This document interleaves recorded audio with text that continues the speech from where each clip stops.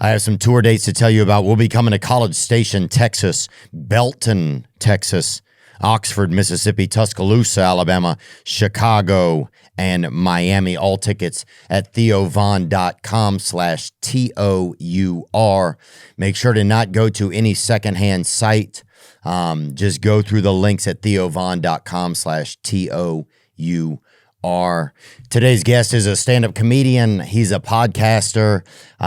He has a new special called Life on Netflix. It is miraculously done. I'm very thankful to have him return to the podcast. Today's guest is Mr. Andrew Schulz.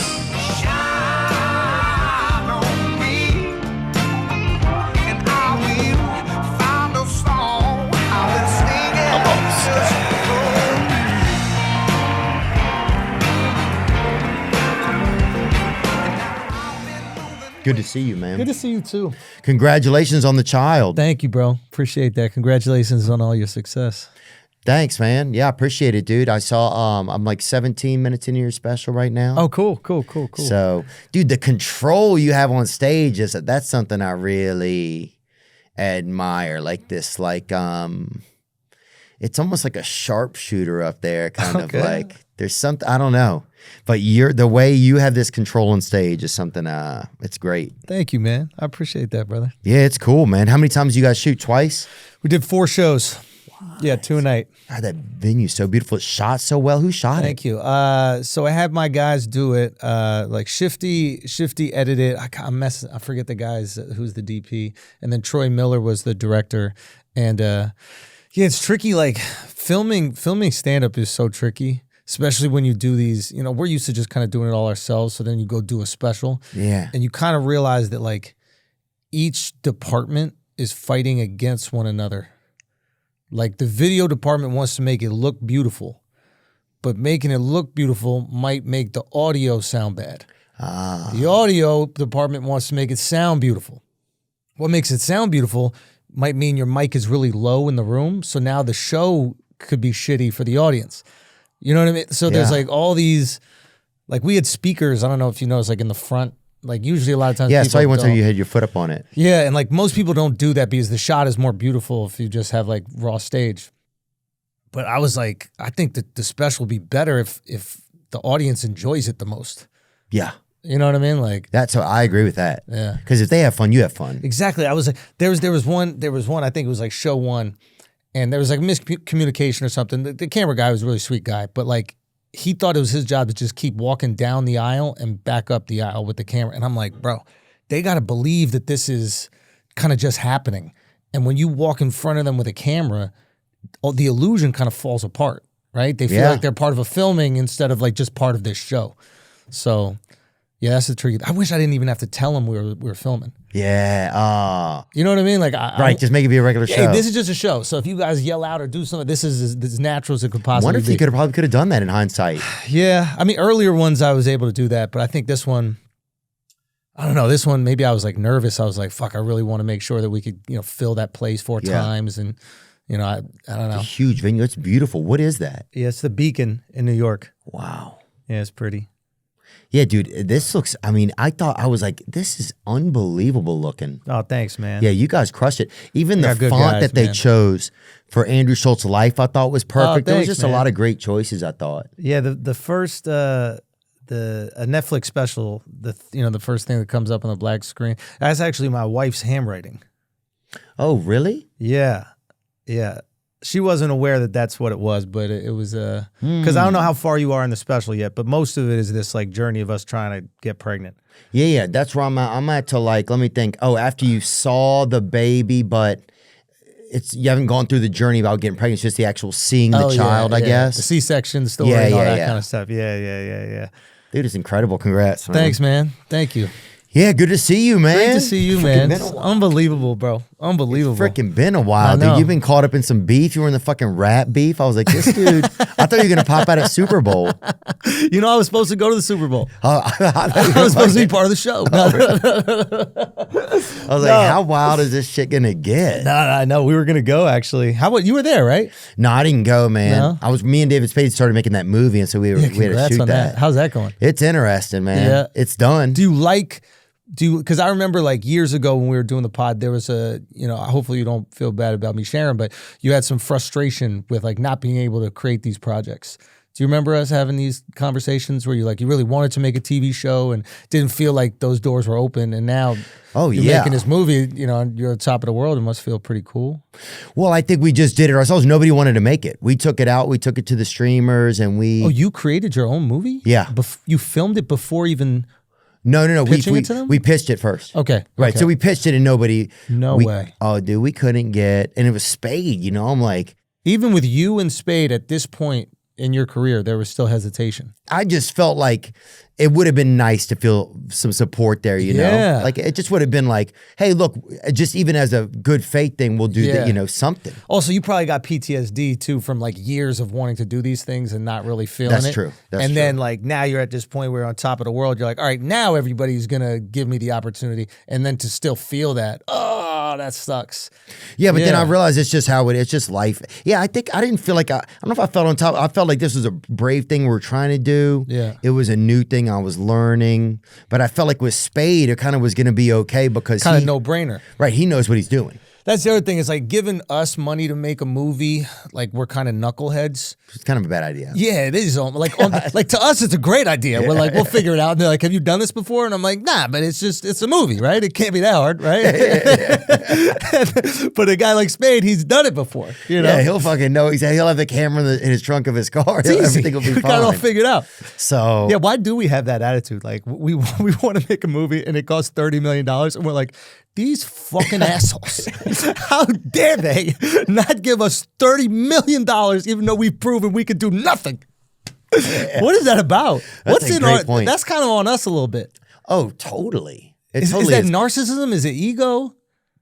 Well, I think I would never think, give me dirt. I would like if they even try to do something like that, I'd be like, this is insane. But I think what I realized in it was I just want to do something if I can do it by myself, whether it's win or lose. It's like, yes, I'd rather make it something small and even if some like was like, hey, come do it with us or some studio. I don't want to do that. It's like, I just want to do something that it's like, okay, will people like this? Yeah. Will they believe that I tried my best? Like, even if it's not that good, it's like, that's okay. I can just tell people that go to see it in advance, hey, I'm not going to be that great in it, but it'll be a cool movie. You know, like I just don't want to lie to it. It's just like, as long as there's this transparency, then I think it's fine. I think people admire those that take risks.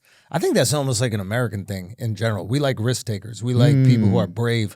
And I wonder if it's baked in our DNA a little bit, like our family members that left their families around the world to never see them again for like maybe an opportunity here. Right. Like I think that we have like the DNA of the biggest risk takers on the planet. Yeah, like Christopher Columbus, dude. Like, what about his sister or whatever? Like, yeah, boring bitch. Yeah, she just got left in fucking wherever. And probably lived a way better life. She's not learning Native American. She's just chilling. She's not over here lying to Indians for lunch. Just shows up. What do you mean there's no gold? Yeah. But dude, imagine taking off in a boat. People are like, where are you headed? You're like, I don't fucking know. You're trying to be cool, right? Because it's like your last day on the docks or whatever. You're like, I don't know. We'll figure it out when we get out there. You're like, when we get out there. You got to be selling the dream, though. You're like, no. Trust me. That's true. Trust me. It's crazy over there. Yeah, they got everything. Women that you get out there. I heard that you get a couple miles out there, there's just a lot of women out there. They got them on the way. Yeah, you don't even have to make it the whole way. They got stops.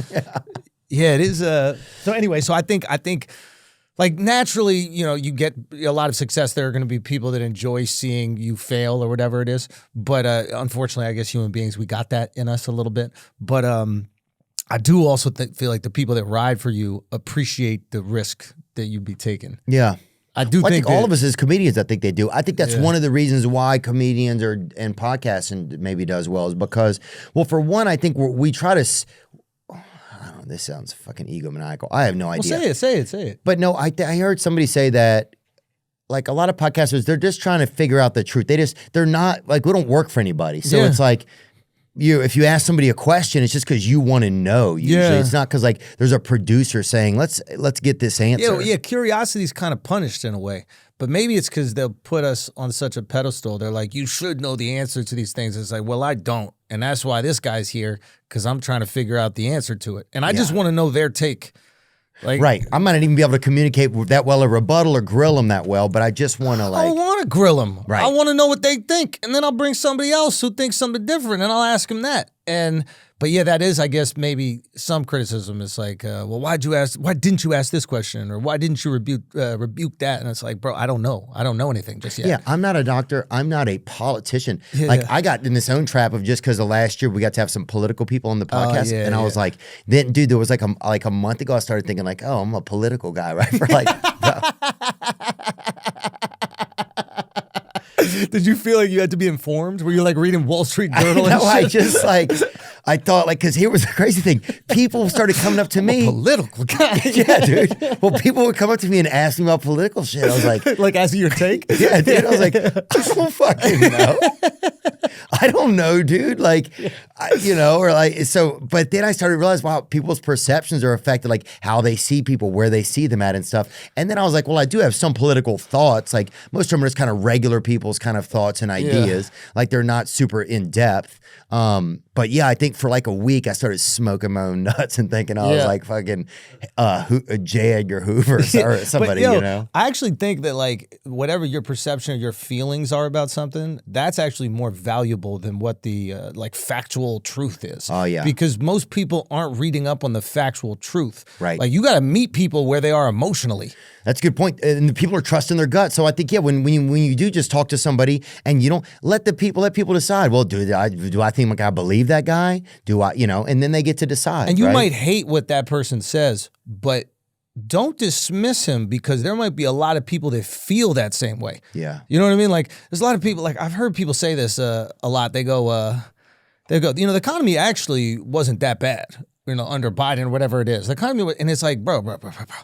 You can't tell somebody who feels the economy is bad that it's not bad. That's a good point. Right? Like if they feel like the eggs are expensive, that's what they feel. It's like, I always say this, like if I get into an argument with my wife, like I do something to piss her off, and like she doesn't want me to explain to her why she shouldn't be upset.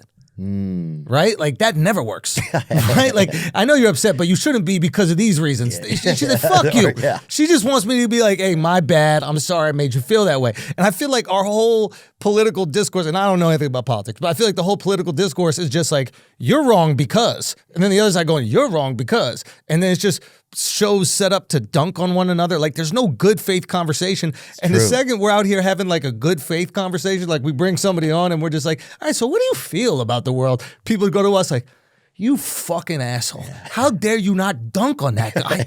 Like, how dare you not humiliate him on your podcast so I can feel good at home? It's crazy, right? Yeah. And you can't win. Like we had like Candace Owens and Hassan Piker. They're like different sides of the aisle last week, right? Rogan had Ian Carroll, and you had Candace on like I think the same day. It was a tough week for Israel. Jews stayed inside. Jews went to the tunnels. They're like, we everybody into the tunnels. Put the mattresses back in, son. We gotta regroup. But dude, I didn't fucking know. I thought well, somebody from the left and somebody from the right? Yeah. But I didn't. Oh, bro. Go. Yeah, I had no. I was just like, okay, let's hear some different thoughts and different opinions or whatever. That's the other thing I realized. Like, I think it was after the last special, right? I was like, okay, you know what? I'm gonna kind of chill. Like, I want to spend time with my family, my friends. Like, I'm not gonna go out and do as many like pods and stuff like that. I got a lot of work that I'm doing at home, and I don't know, like, I'm not saying I'm famous, but I don't know what the fuck, like, it is to be famous. Like, I never wanted to be famous. Like, I knew that might have been, like, a byproduct of having success in comedy, but it wasn't, like, I never, like, studied being famous. Like, I didn't give a fuck about, like, how to be a famous person. Does that make sense? Like, who knew that podcasts would be, and clips of podcasts would get out so much? Would be huge, right? Yeah. So, like, I remember I was like, okay, I'm just going to chill. I'm not going to be doing as many pods, et cetera. And that's the thing that I realized, like, having different voices on your pod doesn't really do anything for the people's perception of you that aren't your fans. Wait, say it one more time so I hear So it. like, so we I don't want to put words in your mouth, but like we probably think like I'm gonna have different voices on my podcast, and like one, I'm curious and I want to know what they think, but two, I want to also like let the people out there in the world know like I care about hearing from different people, and I care about having diversity of thought on my podcast, right? The people that don't know you, the casuals, are just judging you by the worst thing you've ever had on your podcast and the worst thing you've ever said, right? I didn't realize this until recently. The best way to like thwart those perceptions of you is not by having people on your show, because the casuals don't watch your show. It's by going to your biggest critic's show and sitting down with them. Or not even your biggest critic, but like going to somebody who like might have a very different like worldview than you, and then you guys sit down and realize, oh shit, we actually don't have that different a worldview. Yeah. That was all a perception. Anyway, I think a lot of times we go, okay, we're really busy. It's like hard for us to go around and do different shows and that kind of stuff. Because I think our perception is not going like, how can I be the most famous person? Like, I don't give a fuck. I want to make the coolest stand-up that I possibly can. I want to hang out with my friends, and I want to talk some shit on podcasts. Like, that's enough for me. Yeah. But I've realized the importance now of going to other people's homes and having those conversations. You know, like we had Hassan on our pod. It probably would have been more beneficial for me to also go on his stream and talk to him and let him bring up shit that I said and like tell me, and have him tell me like why I'm missing this like nuanced point and be like, oh, that's interesting. Like that might actually be better for the people that barely understand me or don't even know me, to have like a more holistic view of me and like understand who I am as a person. To actually go into their world a little bit more. Yeah, because then you find things about me that might not come up on the pod. Yeah. Like you start asking me things about like how I feel about, you know, I don't know, whatever it is. I don't know if it's fucking like Marxism or some shit like that. And I go, oh yeah, maybe that, actually that kind of sounds good on paper. Yeah. I don't know. It'd be nice if there was a little bit more equality for people, and people who had nothing had the ability to come up. That'd be pretty cool. Yeah, a little light Marxism, yeah. Just light. Nah, you know what I mean? Hey, you got to cut it with something. You need majority capitalism. You know, it's like a cappuccino. You know what I mean? You can't have, we're not taking espresso shots of Marxism, you know what I mean? But it's just, we like capitalism at the end of the day. Yeah, just a fucking latte. Just, half calf. Exactly. Yeah. Damn, dude. Yeah, I don't know. It's definitely been, mainstream media just got so like, I don't know. The whole thing has been bizarre, man. Being a part of podcasting, you know, all the strange little connections that are out there. I mean, like you were saying, Gavin Newsom just started a podcast where he's having people who kind of disagree with him when he had Charlie Kirk on. I think it's a really smart thing. Which was pretty wild, you know? I think it's a really smart thing. We're talking about that at the beginning, and Dove, your producer, said that, well, he felt like this was kind of Newsom's last hope, too. It's like, because he's probably on the way out, so unless he could do something to salvage that. 100%. But having a podcast and just having people you don't agree with hang out with you for a while it's pretty brave. It's also like, that's the exact word I was going to, it's like brave. You want to show bravery. And I think like, not to be political or whatever, but I think in the last, and again, I don't care about politics, but like culture is interesting to me. But I think in the last, election with the podcast run, and I just want to say, personally, I don't think that we changed the election at all. I agree 100%. I have no ego about that. That was decided way before us. Yeah. Like it maybe made people feel more comfortable voicing how they were already going to vote. But I don't think people are watching like, I'm completely flipped on this. Yeah, that's insane also. Yeah. But yeah, I think that the lack of representation of Kamala and even like her constituents on the podcast run, I think it showed a lack of bravery. Like the feeling was like, oh, they're scared to go have potentially tough conversations. It wasn't even going to be tough with us. I know. What are we going to grill her on? I couldn't even think of a thing. I mean, I heard that she roller skated a lot, and I would be curious about that. But it's like, other than that, it's like, I don't know what I would have talked about. But her people are going, we can't go on Theo. I mean, he's just going to come with the hard-hitting questions. Like what? Right, like something like that is insane. Yeah, but don't you appreciate that? Like, as much as Gavin Newsom just seems like a plastic bag in the wind, I'm also like, hey, I'm brave. You're willing to sit down on something recorded. I wouldn't talk to Charlie Kirk. It's that motherfucker is a good arguer. I know, dude. Candace too. Candace, I always say that's. Rogan said Candace is John Wick. You do not get in her fucking way. Oh, she's definitely. Yeah. When you said her kid looked like Anthony Smith, I was like, you better. I was like, you a crazy motherfucker right here, bro. That daughter, and look, a beautiful kid. The daughter looks just like you Anthony just stop Smith. it beautiful. That's what you do. You stop it beautiful because you do not want Candace to get fixated. Okay, you do not want her to get fixated. The second she comes up with a Theo video, you gotta hope something happens in Israel, Palestine. Shift the attention. Gaza type. I need a fucking.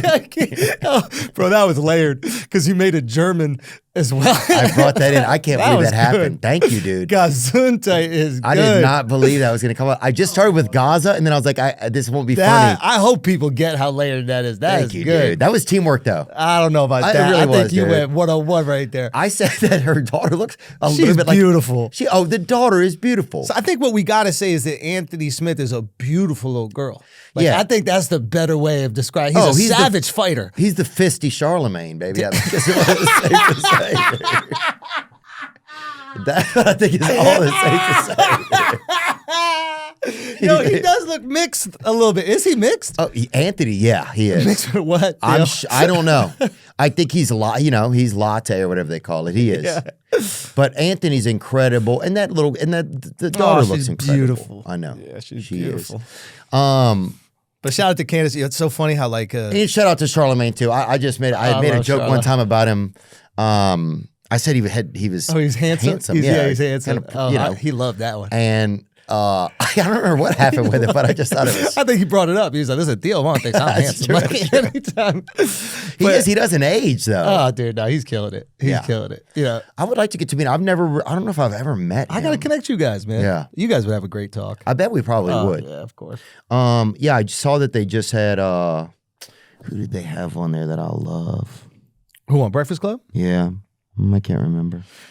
Yo, the Candace Baldoni stuff. I don't know if you were following that at all. I didn't get into that. I don't get into a lot of the celebrity lore. The only reason why it's interesting to me is that like Candace has like been positioned in a way on the internet, right? Like, and she existed there, and people had her opinions on her, and like everybody was stuck. They're like, "That's this girl," and bad. No, we don't listen to her at all. And she started talking about that Baldoni Blake Lively thing, and even my wife was hitting me like, "Have you heard this Candace Owens girl talking about?" I mean, she just exposes the whole thing. Like, it's crazy how like social utility frames how people see you.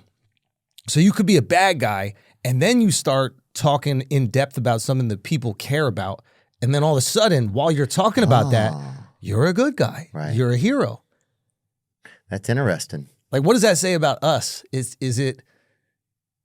What's the same with the politic thing? It's like people see you talking to a politician, and now, like at your Christmas and family stuff, people are coming up and talking to you about, asking you about politics and shit, and foreign protocol or whatever. You're just like, motherfucker. You're like, what should we do in Syria, Theo? Yeah. You're like, man, let me make a call or two. I don't know. Yeah, people are asking if I was going to be an ambassador to something or whatever. Where would you be an ambassador to? I don't know. You gotta ask for Louisiana. Yeah, And maybe. they're like, we don't need one of them, but we should make a special position. Yeah, but we need. Hey, look, I don't know if you've heard some of the slang down there, but we need someone who can communicate. we need an interpreter between the White House and Boosie, okay? Because we're losing information. Bro, Theo Vaughn for ambassador of Louisiana, the greatest thing the Trump administration has ever done. What? Shake it like a dog, baby. Do what you do. I'll just be fucking. I'll be breaking down rap lyrics for him. Dude, that is creepy. Is that Robert Greene's face on the 48 Laws of Power? Oh my God. That is one of the most terrifying things I keep looking at, like over your shoulder. That's crazy. I thought it was Dexter. Now he looks like Vigo from Ghostbusters 2. Remember the dude in the painting? Bring him up. Vigo. Did you see Ghostbusters 2?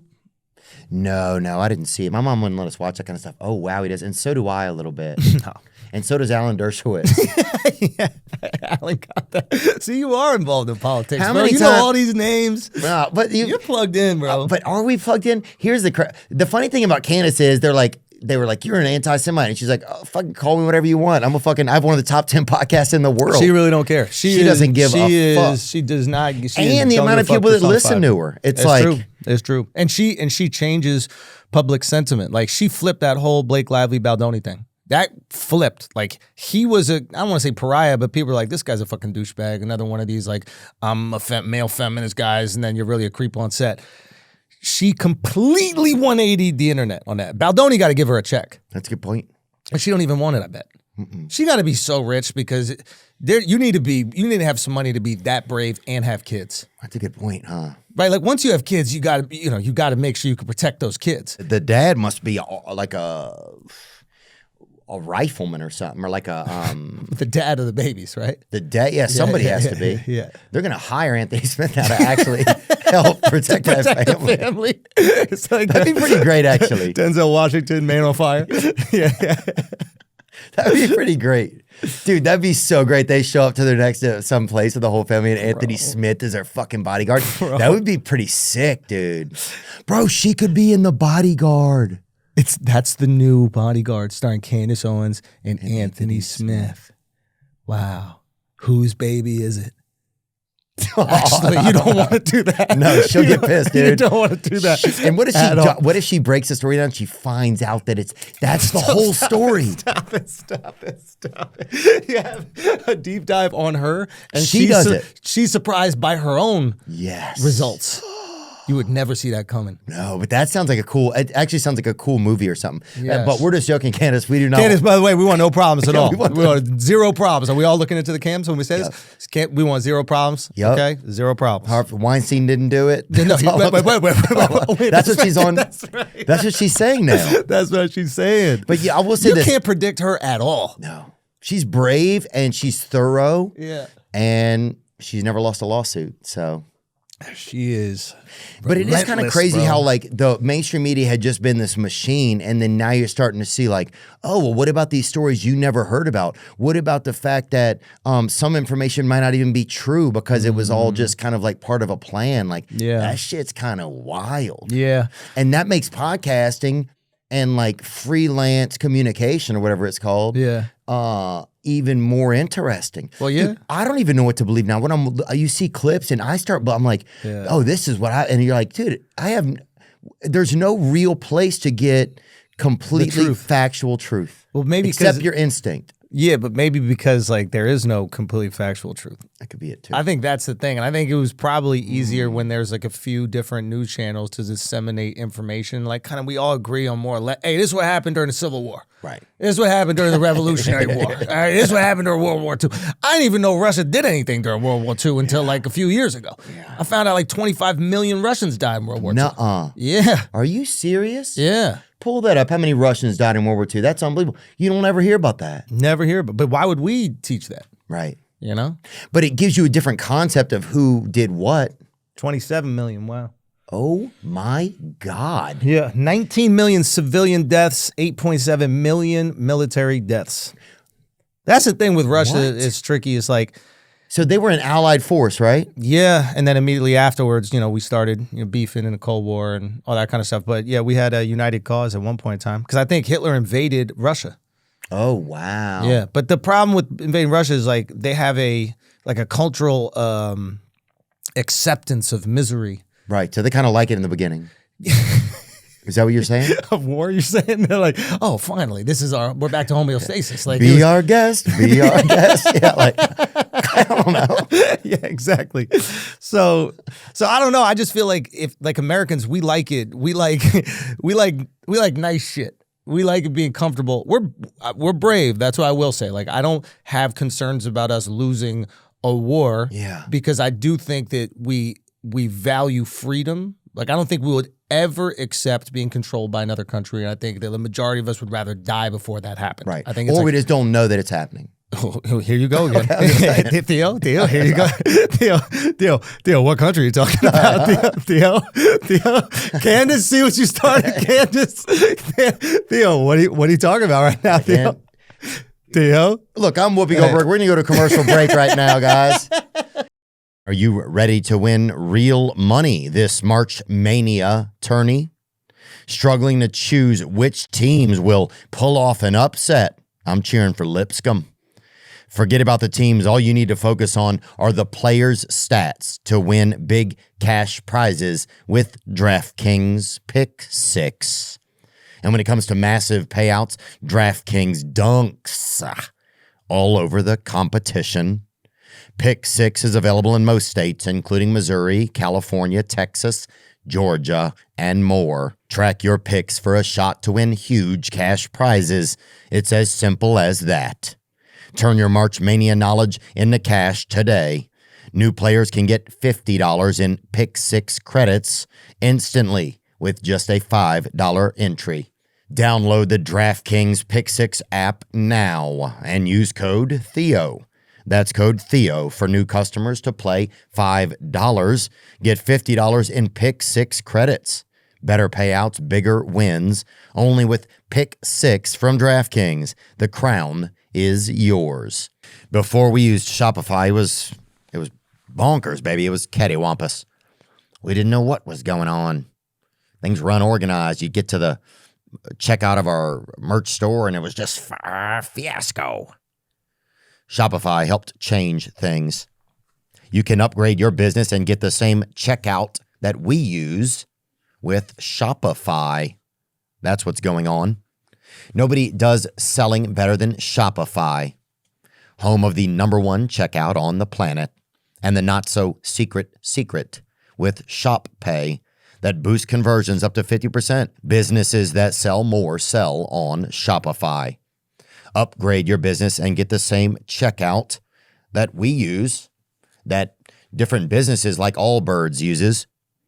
Sign up for your $1 per month trial period at shopify.com/Theo, all lowercase, THEO, all lowercase.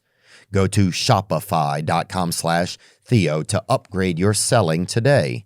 Shopify.com/Theo. You're a startup founder. That's what you are. You founded a startup. Finding product market fit is probably your #1 priority. But to land bigger customers, you also need security compliance. And obtaining your SOC 2 or ISO 27001 certification can open those big doors. But they take time and energy, pulling you away from building and shipping. That's where Vanta comes in.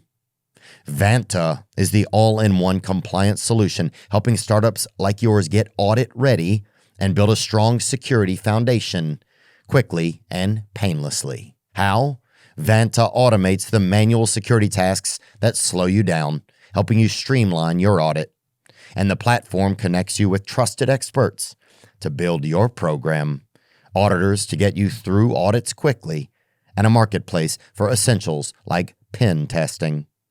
So whether you're closing your first deal or gearing up for growth, Vanta makes compliance easy. Join over 9,000 companies, including many Y Combinator and Techstars startups who trust Vanta. Simplify compliance and get $1,000 off at vanta.com/Theo. That's VANTA.com/Theo for $1,000 off. That's the problem with like We're gonna go to a commercial having break. people talk to us with like really compelling arguments. It's like, I will believe the last YouTube video I saw. Whoever put this shit up this quickly, this got to be AI, right? This has got to be AI. There is no way. There is no way. My God. Hey, you're asking for it. Whoever's doing this is asking for it. You need to stop right now. Yeah, listen, This is not fair. whoever's doing this. But Candace looks great. Oh I'll my God, say she's that, stunning. dude. Beautiful woman. Wow. I look like, that's Anthony Smith. I thought that Not was you, my face. motherfucker. No. I thought it was my face. Yeah, you Theo cast himself in the movie. I cast myself as Anthony Smith. Does it look my nose is a little bigger than his though. Lip is the same. That's crazy. I looked at that 2 times. I was like, I wonder how they did that, but let's go, huh? Wow. Yeah. It's not going to age well. It'll be fine. Candace, it's, we're joking. It's all jokes. But yeah, I mean, but the worst, if you see a Charleston White video before you go to see if that's the last one you see. Son, that's a wild dude, Charleston. Have you had him on your show? Nah, have you? That's a wild dude, man. He is just so unpredictable. The next sentence he says is also one of these things where it's like, people who say wild shit can also be hilarious. Let's stop acting like both of those can't be true. You know what I mean? Like him, Dr. Umar. I love Dr. Umar. I've been trying to get Dr. Umar on my show forever. Really? He thinks come on? Well, he thinks I want to debate him. Oh, yeah. And I don't think he understands that, like, I'm just a fan. Like, I just think he's a hilarious communicator. Does black culture fuck with Dr. Umar or no? As the spokesman for black culture, I would say yes. Yeah, I would say yes. That's fair. Yeah. That's fair. Yeah, because I know sometimes people are iffy on Charleston White in the black culture, you know? Yeah, because I feel like maybe it's like his position is more critical. Right. Whereas like maybe Dr. Umar also has the same critiques of certain things, but he is like, hey, we're black first and we got to stay united. We got to lock this down. We got to do what's best for the community. Mm-hmm. But he is a like magnificently gifted speaker. Like he just talks in sound bites. He has this like pastoral repetition. Like remember like early Chris Rock, how he would like repeat the premise over and over again. Yeah. And it kind of like just emblazoned into your head. But yeah, man. Have you ever talked to him? Charleston White? No, Dr. Umar. Yeah. No, You're familiar with him, right? I just heard about him, no joking, 1 week ago. No way. Somebody mentioned, have you seen Dr. Umar? I think my buddy Zeta told me about him and showed me him. Oh, dude, I thought that was fucking Kendrick Perkins or whatever. I just saw this guy. So you thought Dr. Umar was moonlighting on TNT? And now everybody's just trusting everything he says. I was like, how did he fucking change? You're like, why is Drewski going to him for dating advice? Like, why is Kendrick Perkins become so militant? Like, that they came after Drewski. Yeah, that bullshit ass claim, and against Odell too. That's the thing. And then like whatever girl did that shit, like we'll never hear from her again. So you can just say these stupid shit. It's just you should have to go to jail for that. Yeah, you should have to go to jail for that shit. Yeah. Because he has to go out and say, I didn't do it. Like, that's a crazy thing to have to say as a human. Jay-Z had to say that shit. And then they just dropped the lawsuit. Did you see that? Against Jay-Z? Yeah. And then, again, nobody even notices when the lawsuit gets dropped. It's like, you got to scream it from the rooftops or else nobody will pay attention. I know. And that goes to that, like, hater shit with the successful. It's like, that story was so popular because there was probably a lot of people that were like, man, fuck Jay-Z for having a perfect wife and an amazing family and a child and billions of dollars. Yeah, he probably did that shit. Damn. And so then they're the ones tweeting it, sharing it, everything. Maybe. And there's bots now. I mean, it's definitely bizarre. You got to trust your own gut. But yeah, you could see an article, it's the last thing you saw. And then you're like, people are like, damn, wasn't that guy addicted to drugs? You're like, that guy is just won an Oscar. It's just like, you know what I'm saying? If you didn't tap into what's been going on, you know? It's all crazy, man. You'll see stories about yourself that are crazy. I saw a story that I was like a oligarchy's child or something from the third generation or something. And I was like a billionaire's stepchild or whatever. And I was like, what are you fucking I was like, if my dad, if we had any money, no one ever had it. But yo, here's the thing with that story is like, that story is just to discredit you, right? Like if you come from crazy money, everybody gets to go, see, it's not real. And he actually didn't have to experience this kind of traumatic childhood. And like, this is all bullshit. It's like the story's specifically designed to cut your legs out from under you. Yeah. It's like, why do people want to do that? Why is that? And maybe it's in all human beings. Maybe it's just something that we have to grapple with. But I imagine like the more confident you are in yourself, the more happy you could be for people who get success. Yeah, that's a good point, man. I think realizing that, I think for a while you come from like a scarcity mentality, you know, where you're like, man, shit's not gonna like, fuck, something bad's gonna, this ain't gonna be okay. This is gonna go away. Right. This starts to change, or like the government's just gonna come and take everything from you. You can't believe that it's happened after so many years of trying. Yeah, and then also you don't know how to have like things, and so you're like, well. Dude, I remember being ashamed of myself when I didn't have anything and being ashamed of myself when I did have something. But it was really crazy. It was like I tried to hide, always mask my life because I didn't want people seeing that I didn't have anything or that I didn't feel like I was anything. And then even when I got a house in Nashville, it's a nice home. It's not like, some crazy. It's a nice home, but it's not like $1 billion home or anything. Yeah. But I didn't want to show people my live. I just didn't want them to see like. I don't know. It's just fucking crazy. It was like, so in the end, there was some part of me that just didn't want to be, that either only cared about what you thought or just didn't want to be happy for myself no matter what. And then you can never feel comfortable no matter where you are. in this journey, man.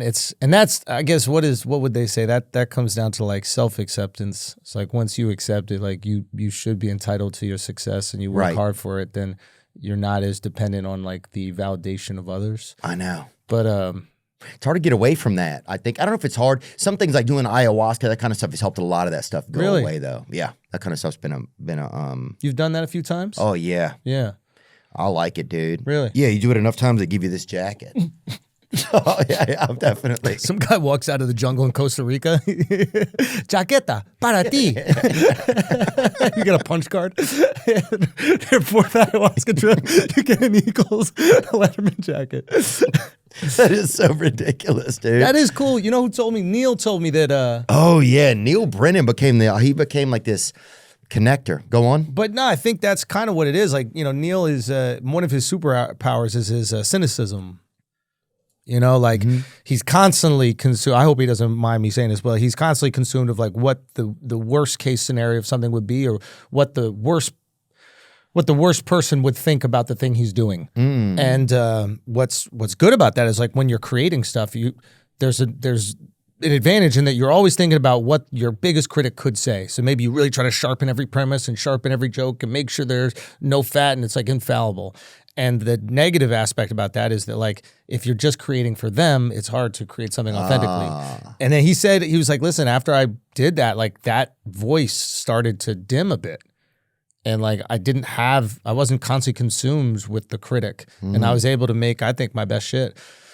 And I think that's true. It's like, it's hard to create authentically when you're worried about what critics would say. Like, you're just making shit for them.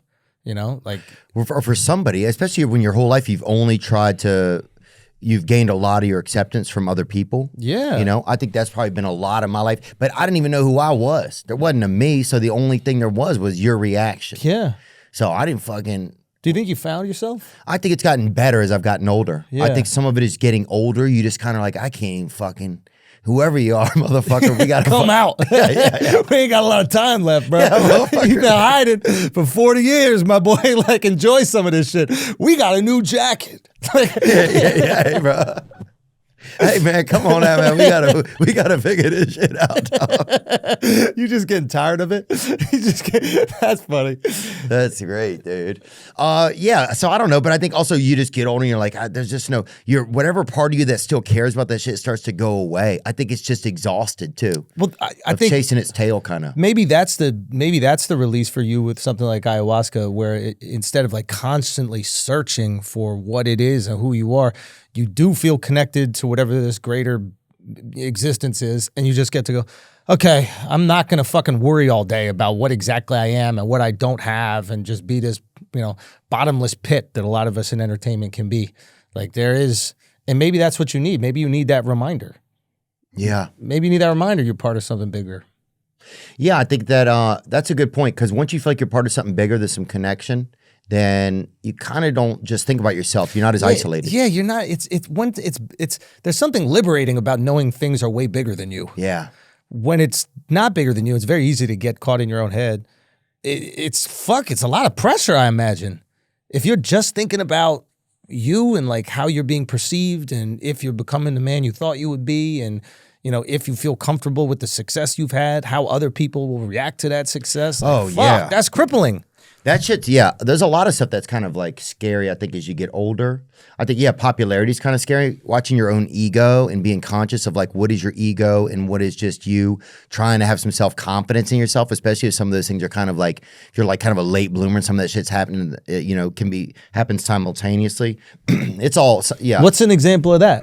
I mean, even some of like thinking about, I knew something about politics. It was like, just the fact that it took me a couple weeks to realize, dude, you don't know about fucking politics. Like, yeah, you got to talk to some political people, but how much do they really know?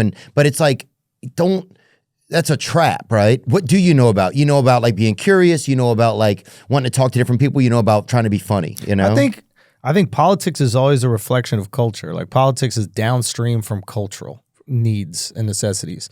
And I think that one of the things that's made you so successful is, I think, you're deeply connected to culture. Like, you're aware of what people are feeling. You're aware of what they're frustrated by.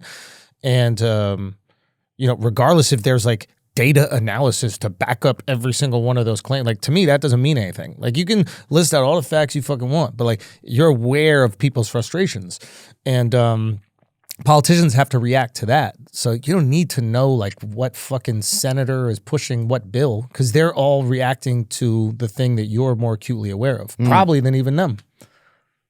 Yeah. I guess like you can't be a comedian or at least a high performing comedian if you're not in touch with like what people are feeling. Yeah. Like at its core, I think that's really what makes somebody a good comic. It's like, yeah, and how to stay stay connected to that type of thing. I guess, you know. And sometimes with success, it's harder to connect to it, and it's also harder for them to connect to you. That's probably why you want to hide the house in Nashville.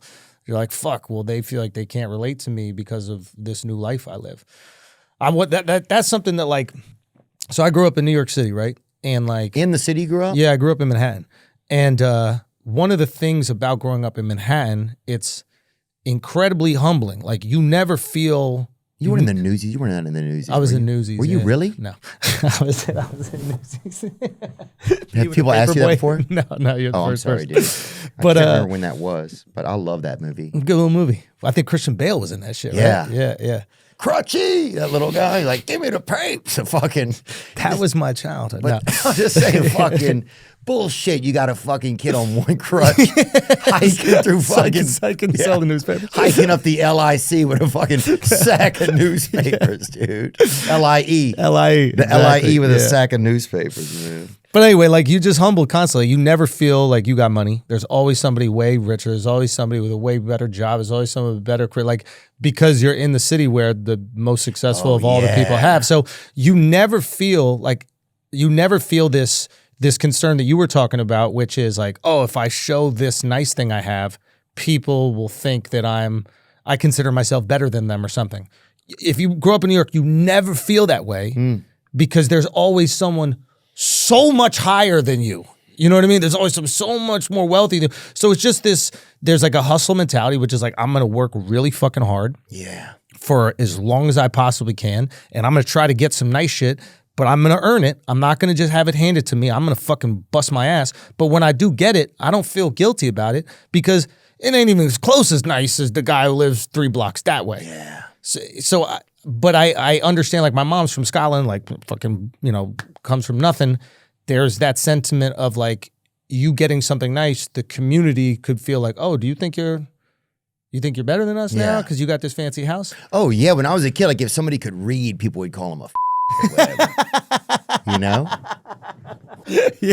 Like, if somebody brought home a B on our bus, dude, you were just a fucking sick homosexual. Yes, you know? Yeah. You fucking, they would beat you up. I mean, they would let people ride home on our bus with no shirts on, and I'm like, and I'm like, well, why don't people have to have shirts on or whatever? But it was just like, I don't know. It's tough. You want to kind of stay like, I don't know, as your life changes and as you get older, things change, your life gets bigger, and you kind of sometimes want to just stay the same. Like, I think there's moments in my life that I really miss where I was real comfortable. And I think as your life changes sometimes, it probably is like a new space. What's it been like for you having a child, since I know a lot of your special was about it? Like, the greatest. Was that something that took away a lot of that just worrying about yourself type of thing? I mean, did it really, or is that something that people just say? I'm glad that you asked that second question, but the weird thing about having a kid is it is literally every cliche that anybody has ever said. Oh, that's a little Shiloh. Dang, huh? Little cutie. Wow, at the beach, rich, huh? What UFC fighter does she look like? Oh, no, hold on. Don't do it. Huh? Don't do it. I think we got to do it. But for your wife, you have to say that. She, and this is, Nick, you know who it is. He's got a fight coming up. Michael Chandler. A little. But he's fighting Volkanovski. Diego Lopez? A little bit. Oh, my God. He's a pretty motherfucker. I'll take that one. That's a compliment. That was acceptable. That's got to be a new segment on the Theo Von podcast. Is what? Yo, he's good. He's good. Oh. That's pretty cute. Oh, man. little cutie. Now I still want him to hear me say that.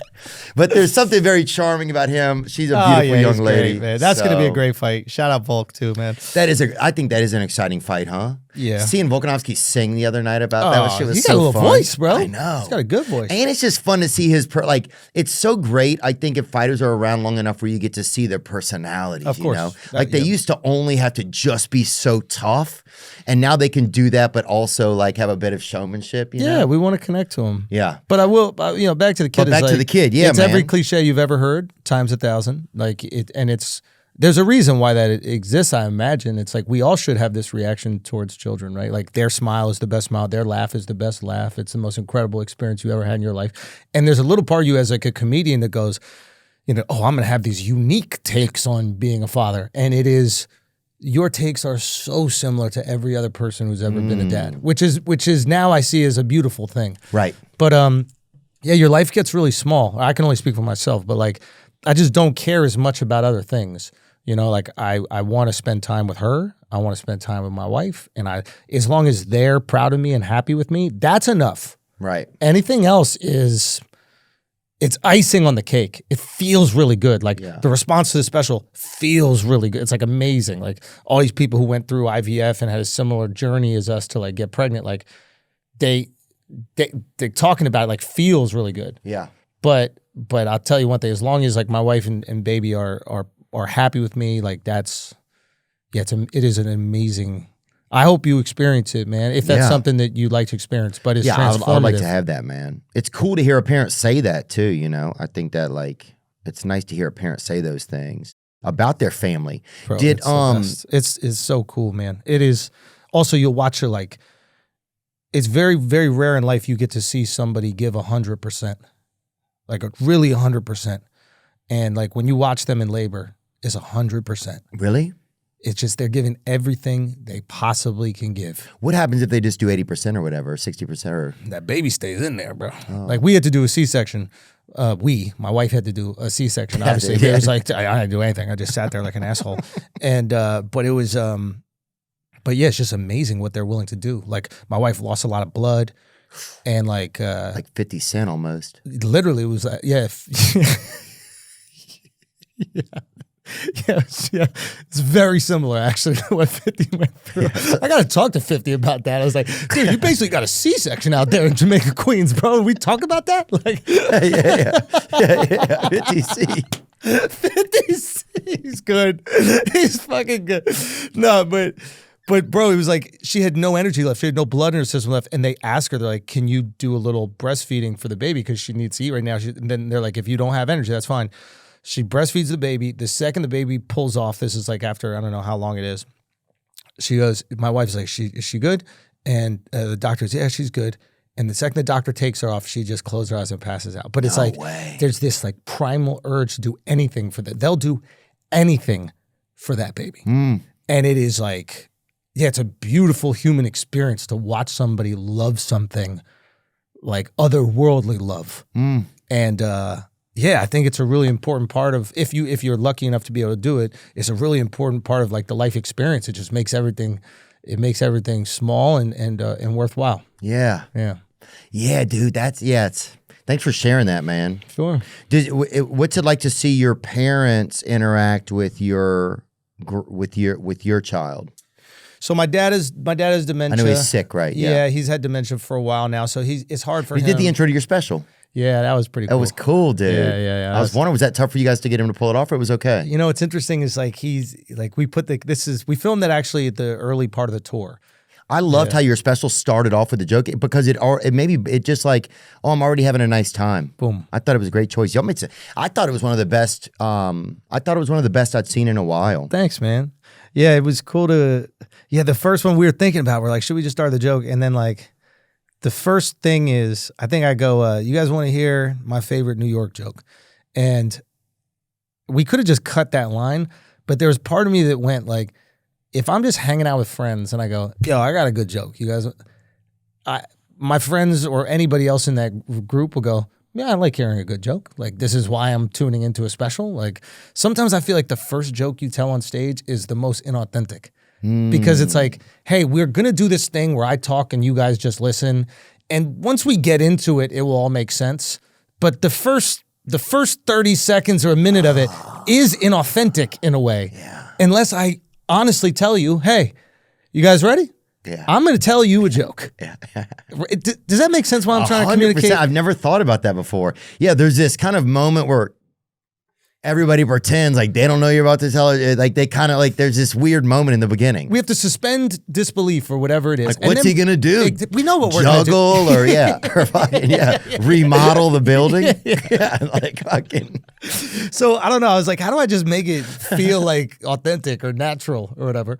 And but having my dad do it, the intro is just the coolest fucking thing. And how many takes do you have to do with dementia? What is so that? Like? that we did I mean, he was able to knock it out, but we tell him the line right before every single time. Yeah. You know, you just give it up for my son, Andrew Schulz. Like, and he goes and says it, and then you could really feel him. It was like really beautiful. I'll probably get emotional, but he was like, he really wanted to do it, you know? Yeah. And like, he's been a great father. So it's like, and he's like, try and remember it, you know? And like, yeah, it was just really, it was cool. That's awesome, man. It makes me sad, kind of. Not sad, but it makes me. No, it's beautiful. Yeah, it's something that's real. It's beautiful. Give it really, up for my son. You know what I mean? Oh, like, dude, right when I saw that, because I remember seeing the video that you shared about him when you were going to play Madison Square Garden. Yeah. And it was like, that was like something that everybody could relate to. And yeah, when I saw that, it was like, because I don't know. He was, and I keep saying was, which is fucked up, but like he had a really shitty dad that like wasn't there for him at all. And he didn't have me until like late, but he never said this, but like he made a decision that he was not going to let that happen again. And he was just there for everything. Like I don't know what it's like to not have a dad there for everything, which is an amazing privilege. Don't get me wrong. But like, it was just so important to him to like, oh, let's go throw a base. Let's play some basketball. Like whatever you want. I need help with homework, like whatever it is. And I, you know, he has his dementia. I feel like every time I see him, I just like, I just hope he knows that he was incredible. And like, that I'm nowhere close to where I am without that. Right. Like all my confidence comes from him. Wow. You know, like every bit of like self-belief, like anything is just, there's this guy who's believed in me. Yeah. Is there a part of you like, as dementia, I guess someone's like, so who someone is starts to kind of disappear a little bit? Yeah. Is that a fair way to say it or not? I would say like your short-term memory goes away. So I guess memory's broken up into long-term memory and short-term. And for someone to get into long-term, it just needs to be repeated. So he has his long-term memory. He like knows the map of New York. He can like go around the city, but he might forget like what he's going to do. Right. But he knows how to get home. Yeah. But if we took him to Florida, he wouldn't really know how to get around. Right. And then short-term, it's like he doesn't really know. You know, he'll have a conversation with you and then he'll kind of forget and he'll bring it back up. He has like a few things that he'll like talk about. But I will say that like, you know, the concern is when this happens is that like something underneath is bitter and angry and like he just becomes this like resentful human being. But he's pure, man. Like he's just a pure, like loving, good soul. So he gets to find out every time I see him that he has a granddaughter. Yeah. And like that's pretty awesome. Like pretty you know, cool. like so there is if there's a little positive perspective that all you can do is change perspective on shit. So like I can tell him every single time. It's like, yeah, I got to. He's like, what? Oh my god, what's that like? You know, and like, so that's cool to tell him. Yeah, that's cool. got to be super cool. Yeah, it is. Is there any fear that like as a part of him like that the part of him inside that will forget that you care about him? Is that like does it make any sense? Kind of. The fear is that I haven't communicated to him enough how incredible a job he did, and I don't even know if that's important to him. Right, because it's important for you to know it. Yeah, like it's important to me that he knows. Yeah. That he's the GOAT, and like he might not know that. Like and it's so interesting. Like, yeah, like it's yeah, it's just so interesting. Yeah, it's like you just want them to know. Yeah. But then I realized now after having a kid, like before I had a kid, I thought he was doing everything just for me. Like he was doing things that he might not actually want to do, but he's like, I'm gonna be there for my kid. And now that I have a kid, you get so much joy. Oh, you realize? Oh, he was. Bro, it's this beautiful relationship where like you could selfishly be a good dad. Like taking my kid to the Museum of Natural History the other day was more fun for me than her. Yeah. Watching her look at a woolly mammoth, You know, like, and just have her fucking mind blown, you know? She's looking at this, she's looking back at me, she's like, what the fuck is this? Like, and it was just, and I'm like, we got to go to the museum every week, like, whatever. There is this beautiful, where like, your selfishness benefits your kid. If you have a healthy relationship. I know there's like unhealthy shit there too. But I think I see what you're saying. So then it's like, now it's like, there's no way he couldn't ever know how much I care about him, because it almost doesn't even matter, because he cares about me so much. As a dad, you care about your kids so much that as long as they're okay, then everything else is it. You would hope. Like, is that kind of what you're saying a little bit? Yeah, you would hope. I mean, again. Right, I know there's a lot of instances it's not the case. Yeah, but I would just... Yeah, I would hope. I hope that's the case. Like, he battled with depression a lot. You know, like my family's got a lot of mental illness in it, right? Oh yeah. So like, so he battled with depression a lot, and so it's just, you know, like, you don't know what to do when you're a kid about that. Like, I used to take him to the Comedy Cellar before I ever did comedy. I was like, I thought that, like, if you laugh, you're not depressed. Like, that's how I thought it worked. So I'd take my depressed ass dad to the Comedy Cellar. Little did I know, he's just listening to depressed comedians. He's probably getting more depressed. Like, he's struggling with his life. He gotta listen to these sad ass comedians on stage talking about how shitty their lives are. He's like, this kid is gonna kill me. But hey, if it makes his son happy, he's doing it for me. He's doing it for me. Damn near almost killed himself. Half the comedians. You're doing it for him, and he's doing it for you. That's fucking hilarious, dude. Yeah. He's like, God, he's fucking sitting there. He's fucking just rubbing over. Just drinking a Poland Spring, just looking for the vein. So... But yeah, it's just, dude, what you don't know. Fascinating thing that he's doing it for that what a unique way to think of a crossroads of a father and son, that he's doing it for me and I'm doing it for him. Yeah. That's kind of fascinating. You don't know, like, you just don't know how it works when you're younger. Like, you don't even know, like, the effects of depression or these types of things, you know? Especially in his era, like 20 years ago, you had no idea. Even 30 years ago, you had no idea. You're just like, oh, Rodney likes to fucking sit in the car by himself. My dad would go sit in the car by himself for a couple hours. I love it. I love it.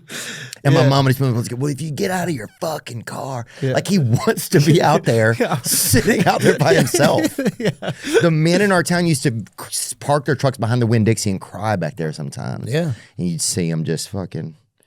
You know, you'd see a guy open his car doors to let a bunch of tears fall out and then close it back. Like, it was fucking...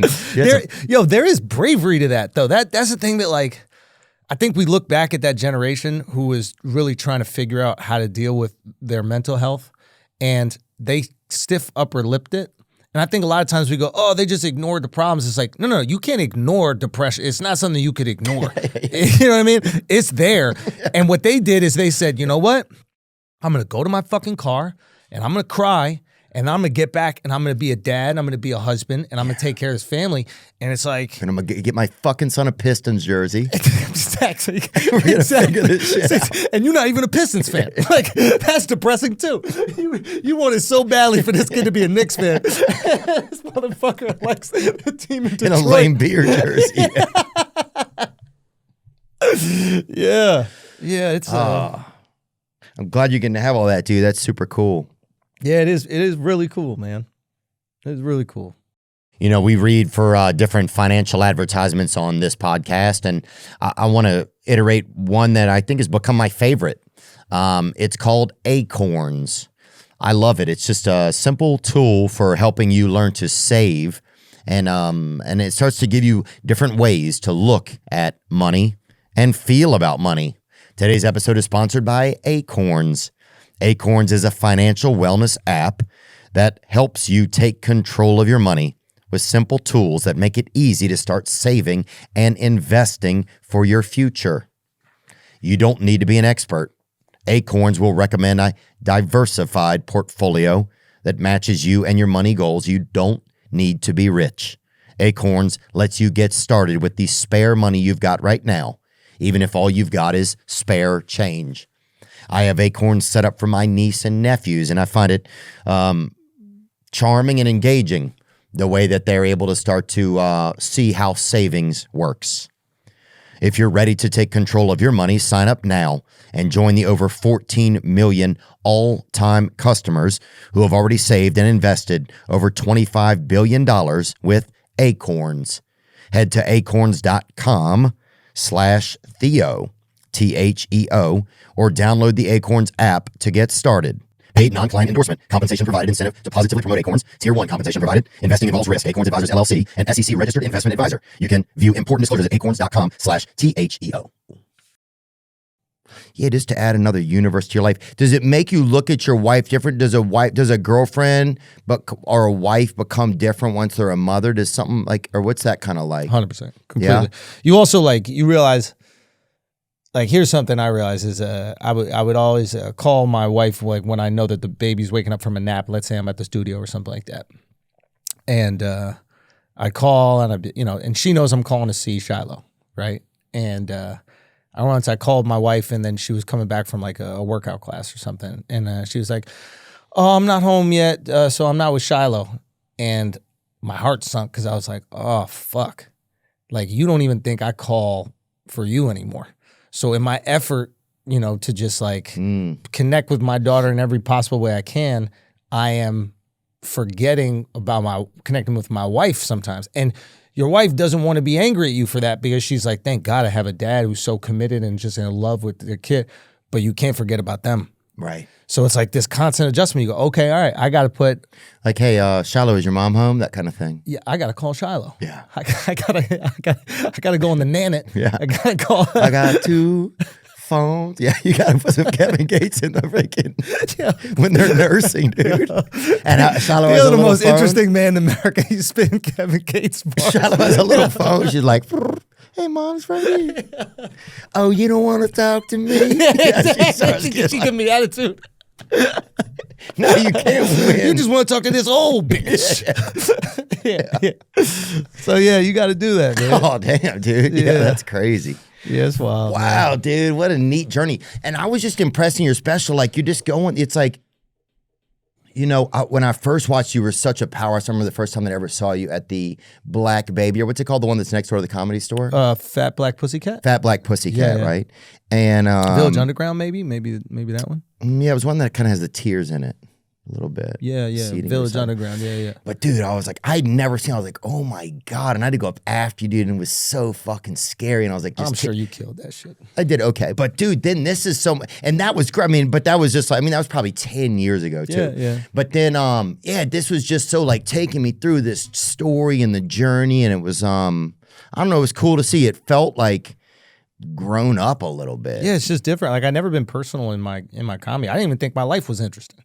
So I was like, I thought my opinions on shit were more interesting than my life. So I was like, I don't need to tell you about what's going on in my life.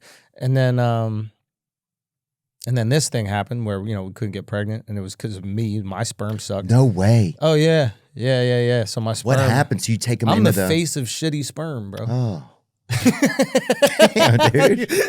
You felt bad for a second. You're like, hold on. Yeah. Well, it's just crazy because you have that spice trader energy. You think, you know what I'm saying? Yo, you want to know some crazy shit? My boy is a spice trader. This guy I play paddle with, all right? This is my boy, we call him Spice Man. We legit thought he was a drug dealer for so long because he says, I'm a spice trader. He makes little jokes about it that he's not joking. He'll show up late to a game and he'll be like, man, sesame was down crazy today. I couldn't find a place to store it. Damn, boy. And then he'll say, these coriander options. Yes. Yeah. It's literally like a stock market. Yeah. He's back and forth from India. So we're like, there's no way this is his real life. He sells fentanyl or cocaine or some shit. Right? And he's just saying it's turmeric, right? So, but turns out this motherfucker is a legit 2025 spice trader. This is the oldest job ever. We ride here. Yeah, dude, that's it, bro. We ain't going anywhere. You're from the past, baby. Yeah. How crazy is that? Shout out to Pete, man. Spicy P. We call it Spicy P. Yeah, dude. Spicy P. That's great. That'd be a dope ass job.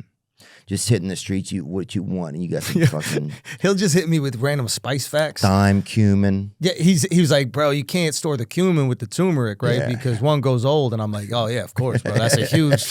That storage shit is crazy out there, you know. Yeah, 10 Our Fathers right now, dude. That's crazy. and our You fathers. can't be doing that. Yeah. What does that It's like mean? you confessed it in a confessional and You get a punishment. they Like, make what you do did? those punishments or whatever. What? Oh, dude, you did the wrestling thing. Was that interesting? Oh, that was so cool, man. It's cool. You did a good job. Thanks, bro. It looked. Was it scary? I thought you were gonna get slammed. Yeah, like yeah. Was that an option? He was about to. I didn't even know it was gonna happen. You didn't? No, I didn't know anything was gonna happen. I'm just there hanging out. Then Logan starts to, get me to try to lie in front of all my people in Madison Square Garden. I want to see AJ Styles. That's what I want. Let's go. This shit. I mean, does it look like I'm prepared for that? And what's his finishing move? The tax evasion? Yeah, that's the next move. We got to move to Puerto Rico. The Puerto Rican W9, that's his fucking finishing move. Oh my God, dude, does he slam him? Maybe I didn't see this. No, Oh, Styles comes in. Thank God AJ Styles comes in to save my ass. He's gonna come in a couple seconds. Yo, I'd be toast in front of my wife. Did part of you want a little more smoke after that? Like, was there a little bit inside you that's like, I need justice, bro. yeah, I need justice. You can't come do that shit to me in Madison Square Garden. I agree. My home. Talk crazy to me. I need some paper, bro. I need my get back. You know who Aaron the plumber is? Aaron the plumber? I think we had him on the podcast, actually. Did you have Aaron on the pod? I think so, like 20 years ago. Or like 3 years ago, I think. No. This Who is was that we had, This is Nick? a different Aaron the plumber. We had Joe the plumber. Joe. Yeah, Joe the plumber. You need Aaron the plumber, bro. This guy's an absolute Joe found a internet baby sensation. in one of the pipes. Joe found an offspring. Wow. In one of the pipes. What is that? That's Horrible time to say that. No, that's a Patrice joke. It is? He said, "I jerk off so much in the shower, I'm surprised the drain ain't pregnant." Oh, I haven't seen that. Joe is like, "It was." Yeah. Joe's like, I think I'm working at your place. No, who's Aaron the plumber? Oh, dude, this guy's Cool guy? Oh my God, he was on this Zeus Network show. Do you know what the Zeus Network is? Is it like that Stars or whatever, like Ghost Book Phantom, whatever, Nah, Seven or this whatever? is more ratchet, bro. But Aaron the plumber, you're not qualified. This guy is a certified hilarious dude. He's an actual certified plumber, Dang, but dang. he's hilarious on this dating show. And he was just, he would get in a fight with anybody who popped shit. He's like, all right, let's go. We fight right now. But he's also hysterical. And so yeah, he's just an internet sensation. I love this guy. Dang, yeah, I haven't seen him. I got to check him out. Who did I see recently? Gunno Lavish. Have you seen him? No, who's that? Young kid. He makes me laugh, huh? He's out of Mississippi, man. Gunno Text went- Lavish. You can see the text went out of him. If you just go to shorts right there. Just start it over. Then everything gonna be okay. It will be okay if you just stay strong. Stay strong for a nigga. You wondering if everything gonna be okay? It will be okay if you just stay strong. Okay, get me one more of him. Give me Stop Being Humble, FN over there. Try that one. You out here being humble when everybody popping that shit. It's time for you to start popping your shit then. Stop being humble for a nigga. You out here being humble when everybody popping that shit. It's time for you to start popping your shit then. He just made me laugh, man. He's out of Mississippi, man. I just like his thing. He's just somebody I started watching. There's like people you see and they come up, and then once you watch them a couple times, and you keep having to watch them. I'm obsessed with it. It's crazy. I'm dude. obsessed with Temptation Island, Spain. Really? Yeah. I could see that. Yeah, it's crazy. Yeah? This is the craziest reality show I've ever seen in my entire life. This guy Montoya, have you not heard of the Montoya guy? Mm-mm. Oh my God, it's crazy. So basically, Temptation Island, the idea is you and your girlfriend go to this island and you split up, and then they send people to try to fuck you and try to fuck your girlfriend to see if you'll cheat. And where are the people from? The mainland or whatever? I think they're all from Spain pretty much. So some of them Okay. maybe from other Spanish-speaking countries, but everybody speaks Spanish. So this one couple, that girl right there, Anita gets just banged out, I think 5 days in by this other dude, and he's got to watch. So this Why did you have to watch? As part of that's part of the show, bro. So they're just cucking my man Montoya. But Montoya is so charming that you actually don't look at him like a cuck. You're like, he's like a flamenco singer. He's the man. So he gets really emotional about watching the guy just beat cheeks on his girl. Oh. Yeah. And this seems like modern day Shakespeare almost, you know? Yeah, exactly. You know what I'm talking about, kind of? Yeah. There's very much a thing where like... Yeah, it's Othello, really. Like, Yeah, when the figure would be like, it would open up a portal in your head where you thought your wife was cheating and you would take your own life or something. Wow. So there it is. So like he's got to watch this security cam footage and you could like hear like pelvis hit cheeks. No. Like this. Ugh. Yeah, it's brutal, but it's also fantastic TV. God, I've never seen that. It's amazing. Like, and I haven't watched the whole episode. I just watched like whatever highlights get clipped and put on like TikTok or Instagram. I think that's how I consume everything. Yeah. But everything I possibly can, I consume. Yeah. Well, it's funny because you start to want to have like an information diet. So there's things you can talk about with different guests or whatever. That's what I heard Mr. Beast say. Like he hires people to have an information diet for him. So they all absorb stuff, then they filter it down, and then he gets like the stuff from them that's like fine tuned to exactly what he would want to know the most. Oh wow! And that's crazy. So he has like a human version of ChatGPT. Yeah. So he has intelligence. Yep, like real intelligence. He has like an algorithm that's, he's like a human kind of algorithm, you know? Yeah. Sort of, I guess. So he's outsourcing his like interests. How do you run it back against those Paul guys, I wonder? How do I run it back against Logan? Or Jake as well? Get Jake involved as well? Dude, I would fucking... If I saw those people in my dreams, I would beat the shit out of them. Yeah. That's a good caveat right there. That's a very good caveat. Now, Logan needs to get it back. Logan needs to get some get back. That's the reality. You can't come into my place and do that, obviously. But Jake, I don't even know if Jake's going to be involved in wrestling. You know, he's doing his boxing thing. Yeah. But let's see what happens. I don't know. You never know. You never know with these things. Yeah. What about you? You going to get involved in some wrestling? I don't know, dude. I thought about trying to wrestle one of those guys. I would have to really stretch and focus on fitness. Yep. Yeah, 100%. I have to really stretch and focus on it. Or you could just get dragged through the ring like I did. Just do that. And then not work at fitness at all. You know what's the craziest part of that scene? You didn't even see the end of it. I got dragged over the banister, ragdolled on the ground, rolled into the ring, bent over and put into a suplex. This other dude, AJ, saves me. After Logan leaves, I jumped on the top rope. Like I did something. I think I'm the first person in history to just get my ass kicked and still go on the top rope and celebrate. But it really goes back to exactly what we were saying earlier. If all people see is that clip of you on the top rope, they're like, this guy won. So I'm like, I might never do this again. When am I going to not jump at the top rope? Come on. I got to tell my daughter something. Yeah. That's classic, man. Yeah. Have you thought about over the years of moving out of New York? I know we were talking about the taxes and stuff in there. And yeah, I don't know. It's like pricey. Have you ever thought about going down to Austin? Did you ever think about that? Not living there. No, Yeah. no. I mean, like, look, it's fucking incredible what Joe's done down there. Like, it's incredible. It's kind of crazy that it almost feels sometimes like another It definitely feels like another new center of comedy, which they didn't have 5 years ago. I can't believe I'm going to say what I'm saying right now. Because obviously, New York guys, we're incredibly biased about stand-up. We're like, the best stand-ups are in New York, and this is where you come. You got to make your bones. This is what you got to do. And then the idea was, okay, but if you want to become like famous, you can go to LA because that's where the industry is. Somebody's going to pop into the Comedy Store. They're going to see you. You'll be famous. That's at least like the hope or the dreams or whatever, right? But as of right now, if you're a young comic, right, what is your pathway to success in LA? If you're a young comic, what's your pathway to success in LA? Perception doesn't mean that it can't happen, but like in LA or New York, like what shows can you get on that eventually you become famous? Because I know if I'm a young comic, if I can manage to get on Kill Tony and become a regular, I'm selling out theaters around the country. These guys are selling real tickets. If I get into Joe's world and I'm able to go on the podcast a bunch and maybe even go on the road, like I'm getting a career. To me, it's like we need to start building some infrastructure in New York so these guys feel like there's a pathway to selling tickets. And that's not just New York, that's LA too. Those days of just like getting a role in a movie and then you sell tickets are done.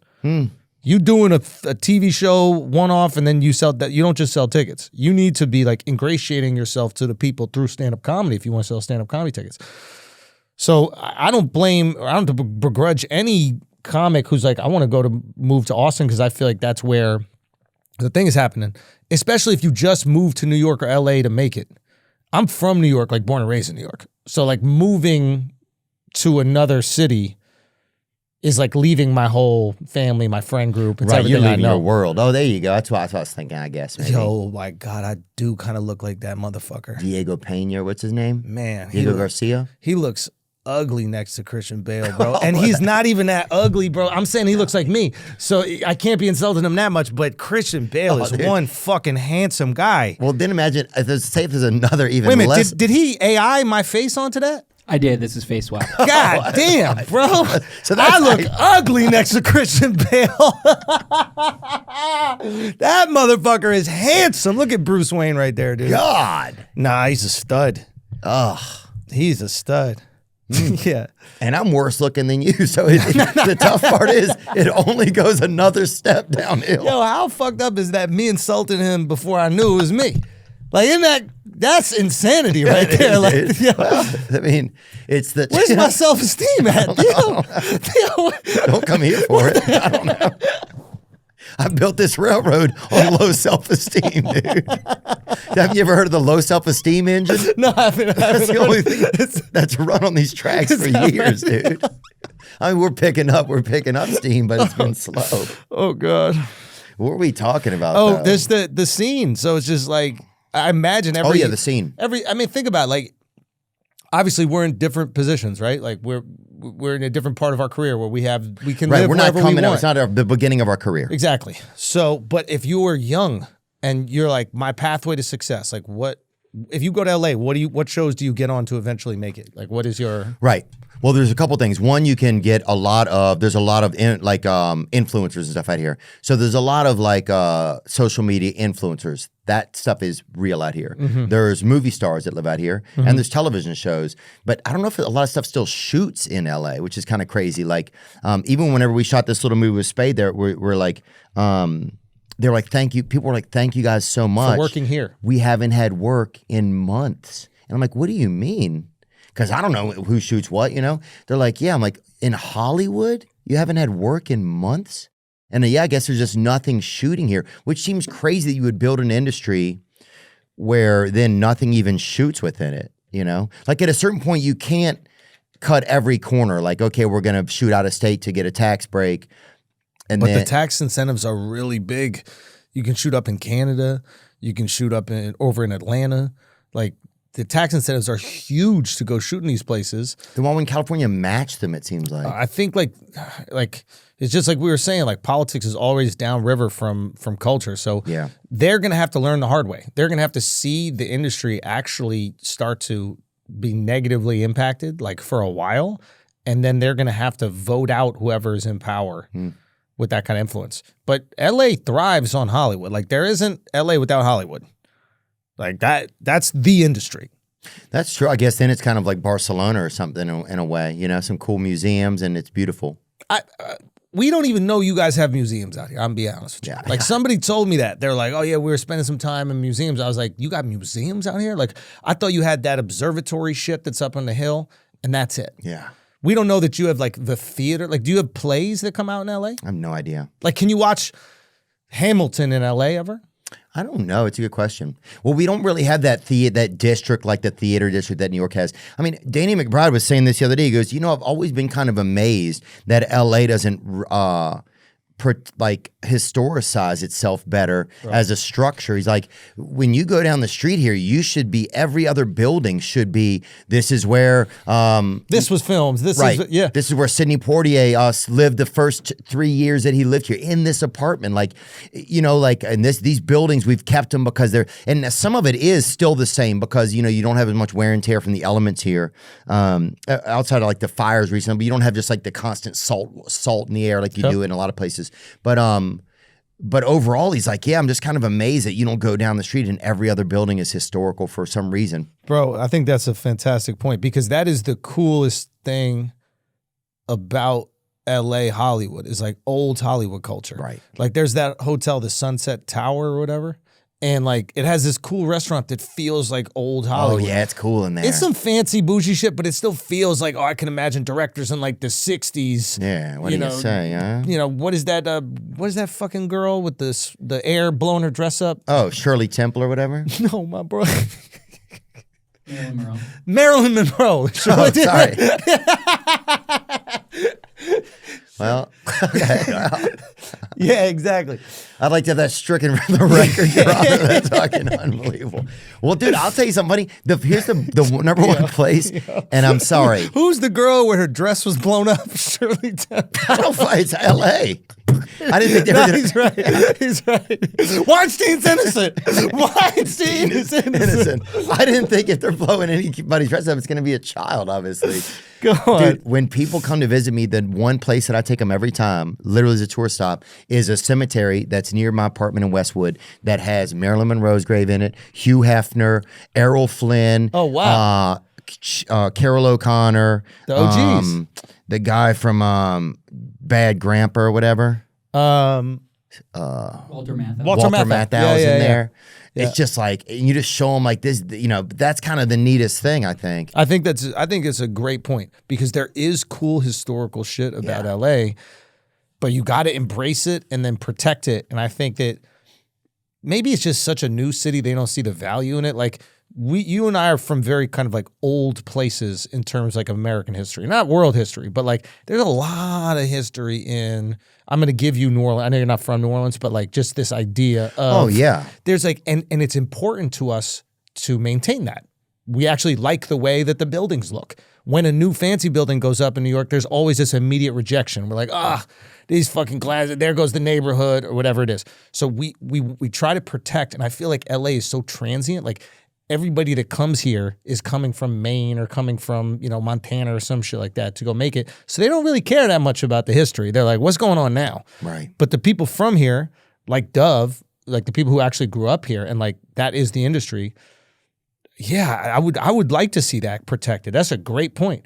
And then there's another version of you coming out here that's not like a TMZ tour bus tour, whatever that stupid shit is. We're like, this is the Rock's house. It's like, nah, go see where fucking Sidney Poitier lived, or go see where these historic actors, like what's his face's first apartment, Jack Nicholson's first apartment. It'd be so cool if they had that and still had it they had it like really locked in. Dude, the founder of Canes, this guy Todd Graves, he still has his college apartment that was right next door to the first Canes that's in Baton Rouge. And you go in there, dude, and it is crazy. It's like, it's from 30 years ago, or 22 years ago or something. And it's just like old TV. He's maintained everything from Maintained it. All is sitting there. it. Pictures from back then and shit. His life got busy, and so he just wasn't there for like 8 years. And then he came back, and it's just like magazines with like Jordan and Shaq on. Just fucking. He's a beast, that guy. Yeah, he stays so busy. He works really hard. I think he owns all of the Canes still, right? This is not a franchise restaurant. I think he owns.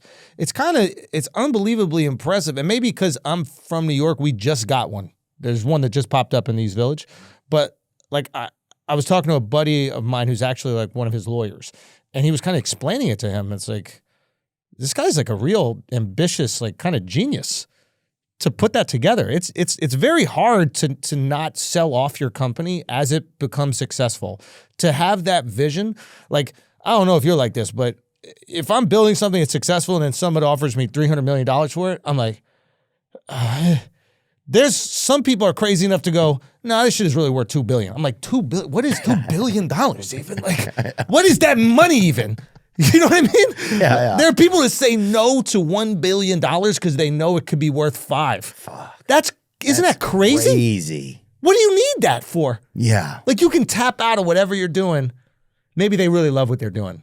Maybe that's it. But then you just sell it and get locked in as a consultant or whatever. Yeah, I guess you could, but maybe they would hate that. Maybe like they're like, it's my genius that drives this car. It's like that rigor mortis, whatever, whoever made Frankenstein or whatever, the doctor or whatever, he wanted to die with Frankenstein. He's like, I think that's what happened. What happened with Frankenstein? I fucking don't even know what happened with that shit. It was Dr. Frankenstein, and then it was the creature. Yeah, isn't that crazy that we think that Frankenstein is the that's crazy. Is the lifeless animal, but it was actually the doctor. Imagine how he feels. I know. He's like, hey, my name's Rick. It's like nobody fucking. I'm fucking Rick Hopkins, I had a fucking bad frontal lobe surgery. Give me some, goddamn. That's so true. What is it that? still goes back to you see a clip of something And you just believe it. That's what you believe. Just believe it. Yeah. That motherfucker's name is not even Frankenstein. It's called Creature, which is way more adept, right? Like that feels like the name for it, but nah. But at least that's his name. God, dude. Yeah, shout out Frankenstein. Yeah, dude. How's the Trump thing going over in New York, dude? You know what's so interesting is like it was crazy how right after the election was over, everybody's kind of went on about regular life, kind of. Bro, and like now I'm almost like annoyed by. I'm like I thought we weren't gonna have to go through this again. Like I don't know how it is like here where you're living, but we're back to like the bipartisan bickering. You know, like this Doge is a big deal, right? Even though there's no American that wants like waste, there's no American that wants like government bloat, there's no American that wants like inefficiency. I don't think any of us are like voting for those three things. Yeah. So this should be like unilateral support. Like we should all get behind it. And maybe the way that they're doing, I think Trump even came out and be like, yo, we're going to use a scalpel, not a hatchet. Like I think we're being a little bit too forceful with the firings or whatever.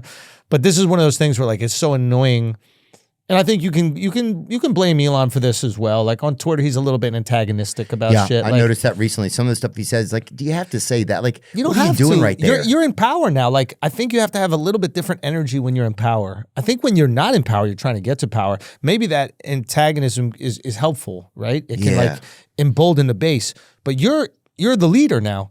Leaders don't need to poke a finger and like twist a knife or whatever. Like, well, I think what he's doing, I believe that what Elon is doing is by creating all that commotion on Twitter, it's only helping his own business, right? So it creates now that everyone wants to see what he's going to say, but he's saying so many things, it's hard to even juggle. But so many people are engaging and interacting. Yeah. I feel like it's probably the #1 news app. I don't know if it's always been the #1 news app. has to be. It has to be. That's why. Yeah, I mean, don't you But learn he's just everything? stirring his own business. It's like, so the more he does that, it's more impressions, the more ads that he can sell, right? I don't know if that's true. But you're basically creating a place for people to go consume content in general.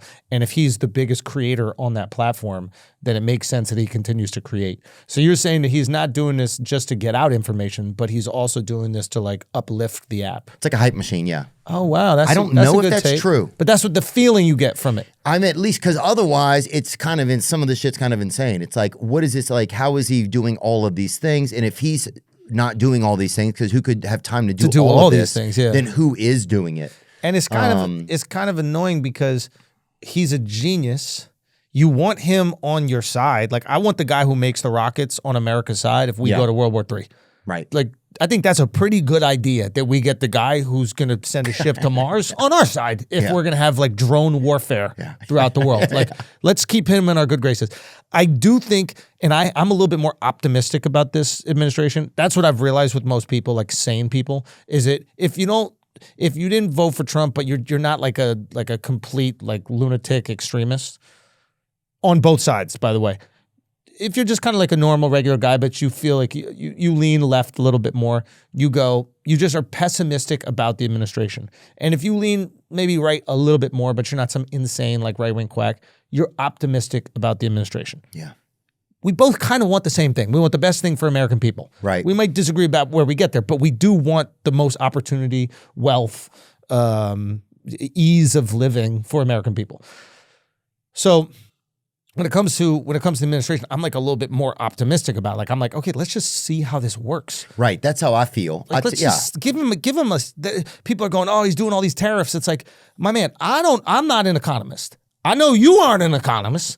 Yeah. I don't know if this is a negotiation. Like if you go to buy a car and the car is like $100,000 and you go in, you go, all right, I'm going to offer $80,000, right? Knowing that they're going to settle around 90, right? The problem is when you do that in privacy with the car dealer.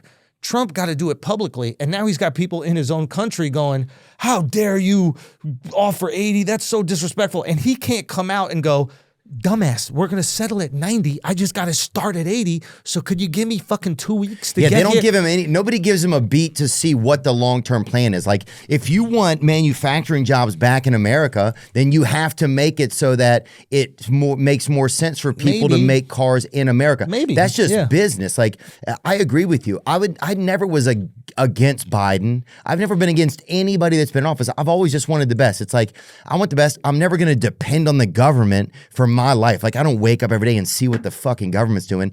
I get out of bed and I try and take care of myself, or, take care of your family like you're doing. It's like, that's probably what most people think. Yeah. Anybody that has time to argue online all day is also insane, right? Like, not saying that we don't all put our beliefs out there sometimes, but I hear what you're saying. But it's like, but you have to, like, that's one thing somebody said the other night. Oh, Trump said it during that whole like state of the whatever, the delegacy address. Yeah. It was like the state of the two parties address.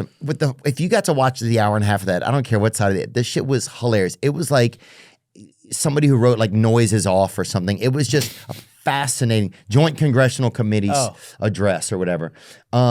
Yeah, there was like fucking, they kept cutting this white dude that was asleep. They threw Al Green out. People thought he was Jimmy Snuka. They fucking threw him out, dude. They kept people, like Democrats that only had their feelings on little signs that said like not good or gazoon tight or whatever. I bumped into Al Green at the Breakfast Club. He was going on after me, and someone was like, hey, who wants to... Al Green wants to say hello, and I was like, "Yeah, sure, that'd be cool." And this guy just got chucked out of the fucking Senate. That'd be whatever. And I went, I go, I shake it, and like his like handler or something like that is like waiting there with like a camera, like tucked here for the handshake picture. And I was like, "Did I just get set up in a photo op to make me look sympathetic to what happened?" Like, I'm like, "What exactly is going on?" That's crazy. Yeah. Well, that's also scary when everybody has cameras everywhere now. Yeah. Yeah, a lot of people thought that was Jimmy Snuka, which makes total sense as well. Yeah. I still think it was. What dude. a body, huh? Let's get it on. Was that was Al Green? Let's get it on. Let's get it on. Yeah, I think so. But yeah, so it's a tricky time now politically. But I just still like, yeah, you kind of hope, like, hopefully there's some long-term strategy here. It's like, because if you just look at the little bits, it's kind of fucking scary. Also, and I'm not trying to just like bag on the last administration, but like if people are uncomfortable and the last administration was running on this platform of, hey, we're going to keep doing the same thing that we've been doing. And that was a bad plan. You can't really blame Americans for going, well, that's not working for me right now. I got to try something different. Yeah. And then giving the new thing a little bit of leeway. It's not like, again, I might be more optimistic. And if it goes bad, I will be the first person to criticize it. Right, I have no problem criticizing whoever's in power. Yeah. Okay, this is the easiest thing in the fucking world for me. But I am hoping, I'm at least going to give a little bit of grace and hoping that this is going to work out for all of us. And I'm going to give it more than a fucking few months. I'm going to give it a little bit to see where it goes. And if it does go, I'm not going to be the guy to go, told you so, you fucking idiot. Like, because that's not the joy that it brings me. The joy that brings me is like, hey, shit, we're actually making some cool change. Right, America's going to be doing better. We got opportunity to start here and get up here. Imagine if you brought some industries back where people have pride in their homes and in their towns, dude. I'll tell you this. We've gone on this tour I've been on. We've gone to probably 200, the top 200 cities so far, size-wise, right? Yeah. We've gone fucking everywhere. And a lot of the places, man, it's the same. It's like there's not a lot of businesses there. There's some cities that have kind of changed and had some turnaround and it's been uplifting, but there's been a lot of places that it hasn't, And it's sad. It's like, all this place needs is one good, like, influx of people and a purpose. When people have jobs, they have purpose. Yeah, and so it's like, I'm for surely gonna stay hopeful. I hope that if there's some tariff stuff and then we start making our own fucking cars here, dude. There's a guy who just made a show, a t-shirt. I think it's called American Giant. Can you look that up? There's a guy, he wanted to find a t-shirt that was made in America, American Giant clothing. He couldn't even get a t-shirt that was completely made here. He couldn't get a whatever this is called, a template or a blank. Yeah, a blank in America. made, He couldn't. They didn't have it. Right? They didn't. We don't make a fucking t-shirt in this company. Right? Country. Yeah. So don't they make Teslas here? Yes. like- so Teslas are an American-made car. So like bare minimum, and like I'm not trying to knock any of the American, other American cars, right? Like, but I don't think Ford is entirely made here. right. I might be wrong. I don't think they are. You drive Ford, somebody said to me. I'm like, that's when I knew. Like, hold on. How's this guy know how to pronounce it? Swedish guy? But That's a great question. Let's look that up. Yeah, what cars are made here? Or what percentage of Teslas are made in America? What percentage of Fords are made in America? That's a great question, man. And I guess that, you could be putting together the full car here, but maybe there's like certain factories that are doing other stuff. And I'm okay with that. Like I'm okay with outsourcing to different countries. I think it gives them opportunities as well. That's a cool thing. Yeah. But Tesla claims that nearly 100% of the vehicles it sells in the United States are manufactured domestically. exceeding the industry average of 52%. Wow. Now, that doesn't mean they don't make cars in other countries as well. Right. But the ones that are sold here are made here. Regardless, okay? If we want to attack in a car company, right? And again, I don't know if they're attacking Tesla because they don't like the product. They're attacking Tesla because they don't like the CEO of the company. Yeah. And that is the risk of being a celebrity CEO. By the way, there's like CEOs of, and you talk about this all the time, but like some of these like pharmaceutical companies, we don't know who the fuck they are. Right. And there's a reason, because if we did, People would execute them. Something could happen. something could happen. We don't know. Something could happen. Like, Somebody could throw them a surprise party. bro, if you have $1 billion business and nobody knows who you are, you doing some fucked up shit, Yeah, my you boy. want some fuck shit, man. Right? Some fuck shit, homie. Yeah, So for real. So this is like a kind of shitty situation where, like, yes, I understand that he's antagonizing people. He's like rubbing people the wrong way. You don't like the guy. You don't like the beliefs. You don't like what he's doing. And there are things to criticize. I'm not saying there aren't things to criticize. Like nobody's above criticism. But to punish that car company that is 100% made in America, made by people living in America, Americans rely on those jobs. Like maybe we criticize another thing. Right. Like, what is your goal? That we shut down those factories and those Americans lose those jobs? That makes you feel better about your gripe with Elon? That's the thing. Some people, they just want to win an argument, it feels like, you know. And they don't realize sometimes. there's people that rely on those fucking jobs. Oh, for sure, dude. They got kids, bro. Oh yeah. Like- Oh, dude, there's no doubt about it. But here's one thing that I think is sad about Doge is that the fact that we now have to have someone audit our own government. Our government is supposed to be the thing that we can trust. Like it will never end now. And people are like, well, why is this guy having a team that audits? It's like, I agree, but I'll let anybody audit. If we bring on another company, they audit and they find, I'd give them 10% of the bloat that they find. If they, you know what I'm saying? The simple fact that we now have to audit our own government. Yeah, I mean, I just, people I think will gravitate towards corruption naturally, and I think it's something that you constantly have to fight every single second. You definitely have to. You said something interesting though, like this idea, like you wake up every morning, you're like, I don't expect the government to do something for me. I think that's a more like Southern and frontier belief. I think that like when you grow up in like New York, there is this relationship with the government where you're like, if the roads are fucked up, you start going, yo, why are the roads fucked up? Like we're spending all this money in taxes, or like the government, you're supposed to do, you're giving me all these rules I got to live by, so you might as well do some shit. But that's interesting that you have this perspective, which is like, I don't expect anything from you guys. And I wonder if when they encroach on your freedoms, it's that much more annoying because you're like, I don't rely on you for anything and you're going to tell me what to do.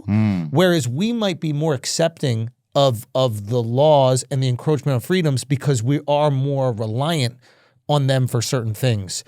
So, and I wonder if that's why like some of the COVID stuff was way easier to accept in big cities because we already have this symbiotic relationship with government. Right. Whereas in places like Florida or even, more other like Southern, maybe I guess some red states, not all. Yeah, a lot of rural areas. In more rural areas, it's like, yo, listen, don't mess with me because I don't ask you for shit. Right.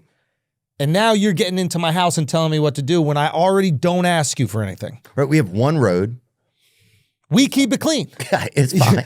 Yeah, I drive a truck, so you don't have to pave it. Yeah, it's fine. That's it. Right. We're doing, yeah. Yeah. It is interesting how like different areas could affect your perception. And yeah, like I think a lot of like one other thing is I think a lot of people just worry about our traditions starting to disappear. And I think that's where a lot of pushback comes from. What you mean by that?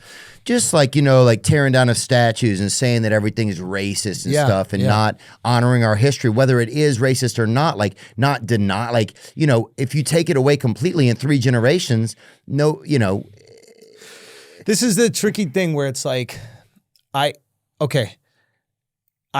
try to meet people at their intentions because I often want people to judge me on my intentions. When I say some like crazy fucked up joke that's not even fully fleshed out on a podcast, and then I want people to go, oh, he just wanted it to be funny, not, oh, this guy's an evil asshole. Yeah. Right. So when I see people taking like the progressive measures that might feel like they're going too far, I at least have some empathy. I go, all right, I know what you're trying to do. You're trying to make this world that we live in, this country we live in, a more comfortable place for everybody. And you're thinking about these oppressed or ostracized groups, and you're like, how can they not see certain imagery that might remind them of these horrible things that their ancestors went through? So like I go, okay, I get that maybe you have some really good intentions here. And then we can meet at that where we go, I get your good intentions. And then we start to let's have the conversation of, okay, how much of that are we going to remove before we start removing like the history of our country? And some of the history is ugly, and it's unfortunate, but it is the history. Like removing it doesn't remove the history. Right. But at least not looking at them like they're assholes that want to destroy America. Maybe some of them are, but I think some of them also just kind of want to make life better for people. Yeah. I don't think everybody's bad. I think there are bad actors on both sides. But I think there's some people who like, maybe they were bullied a lot as a kid and they're like, man, I don't want anybody to go through that shit. Like I want to look out for some people and create some more protections. And sometimes those protections might go like a little bit too far. And then sometimes instead of creating protections, people will like hurt people. They'll do the opposite. They'll be like, oh, all white people are horrible. It's like, okay, you're going too far. Yeah. You might have experienced some really fucked up people in your childhood, and maybe you have that way of looking at it, but it's not going to help if that's your way of communicating with them. Yeah. Yeah, I think the truth is usually kind of in the middle. I think you're right, And the fact that, it's like, it's so funny. It's like you get so stuck in your own perspective of what your own perspective is, and you need to be in your own perspective because it's a survival thing too. It's like, of course, if I'm sitting here daydreaming or something and I get attacked by an animal or something, then that's on me, right? But it's like, but to actually put yourself in somebody else's shoes and think like, well, what is it really like? Yeah. Or what is like going through like certain classes or history class or things like that, like, if you're a different ethnicity or different sex or something, what's that shit really like, Yeah, They're supposed to have VR goggles that were supposed to be able to do that, Yeah, we could just see what it was like being Native American back in the day. Yeah. Hey, huh? Yeah, they're all Italians. Look, the goggles kind of like, they set it up to make it sound like who really killed the Native Americans was Italian. Christopher Columbus, look at these guys. Hey, fucking red horse, get over here. Fuck out of here. How many necklaces we gonna wear, huh? You called tonight, how about some blankets? But hey, huh? That would be cool though. Like, but you could set it to any way, Oh, that's because he was Italian, right? Wasn't Columbus Italian? They said he was. Who the fucking knows, dude? I'm sure he was probably Italian via Israel, according to a lot of Reddit feeds this week. So Twitter, it's just they just blame everything on the Jews, bro. Like it's not even shit that you didn't even imagine. It's the Jews' fault, right? They got nothing to do with it. Soon they're gonna blame Christmas on the Jews. Oh, that was kind of. The Jews are impressed, but also not cool at the same time. They're like, well, what if they're like, yo, can you blame some good shit too? Like, we did some good shit, right? Like, y'all like Christianity? Like you like watching Family Man, don't you? That's one of your favorite Christmas movies, isn't it? Huh? Yeah. Gangs in New York. Who do you think fucking put that together? All them Christmas carols. They're probably written by Jews. A lot of them are, man. See? It's so funny. Yeah, what are we going to do? I'm trying to think of what else is going on, dude, that I was thinking about. What's up in your life, man? Everything's fine, man. I just been working a lot, Like last year, we really focused on if we had some time off to go and just work, like go travel to a place to get guests and stuff, Yeah. So it was like a big focus last year to do that. And have you taken like a vacation? No, not in a while. I was supposed to get one over the holidays, and it just didn't happen. Do you like taking time off? Does that feed you at all? Yeah, I need it. I need more of it. And do you enjoy it? Like, is your time off just hanging at a beach, or do you like going to like a city that you're really interested in, like learning about the history? Like, what is your version of a? It's just been the beach, really. I think I just kind of got. I just put so much work on the calendar that I didn't start to schedules. I would love to take 2 weeks off and go to like a country or something. That'd be awesome. You know? Yeah. So, but then I start to think about that. Like, well, I should probably get a girlfriend or like a fiance first, because if you go by unless you get a buddy to go with or something, that could be fun. But it's like 2 weeks. You can't really go by yourself, really, you know? And so then it's like, what are you going to do exactly? I imagine you with like a small Asian tour guide, and that's it. Just you guys motorcycling around Vietnam or Cambodia or something. Just say shit to him all the time. Knock, knock. Yeah, that would be ideal. Yeah. But not traveling alone is cool too. Feeding him a little piece of yam or whatever. Yeah, I mean, you don't have to feed them. You know, they might feed themselves out there. The first struggle Bear went through, the first struggle was finding all the components, the cotton, the buttons, the zippers, the rivets. Once Bear did all that, he ended up with his first product, a plain hooded sweatshirt. We already know all this stuff.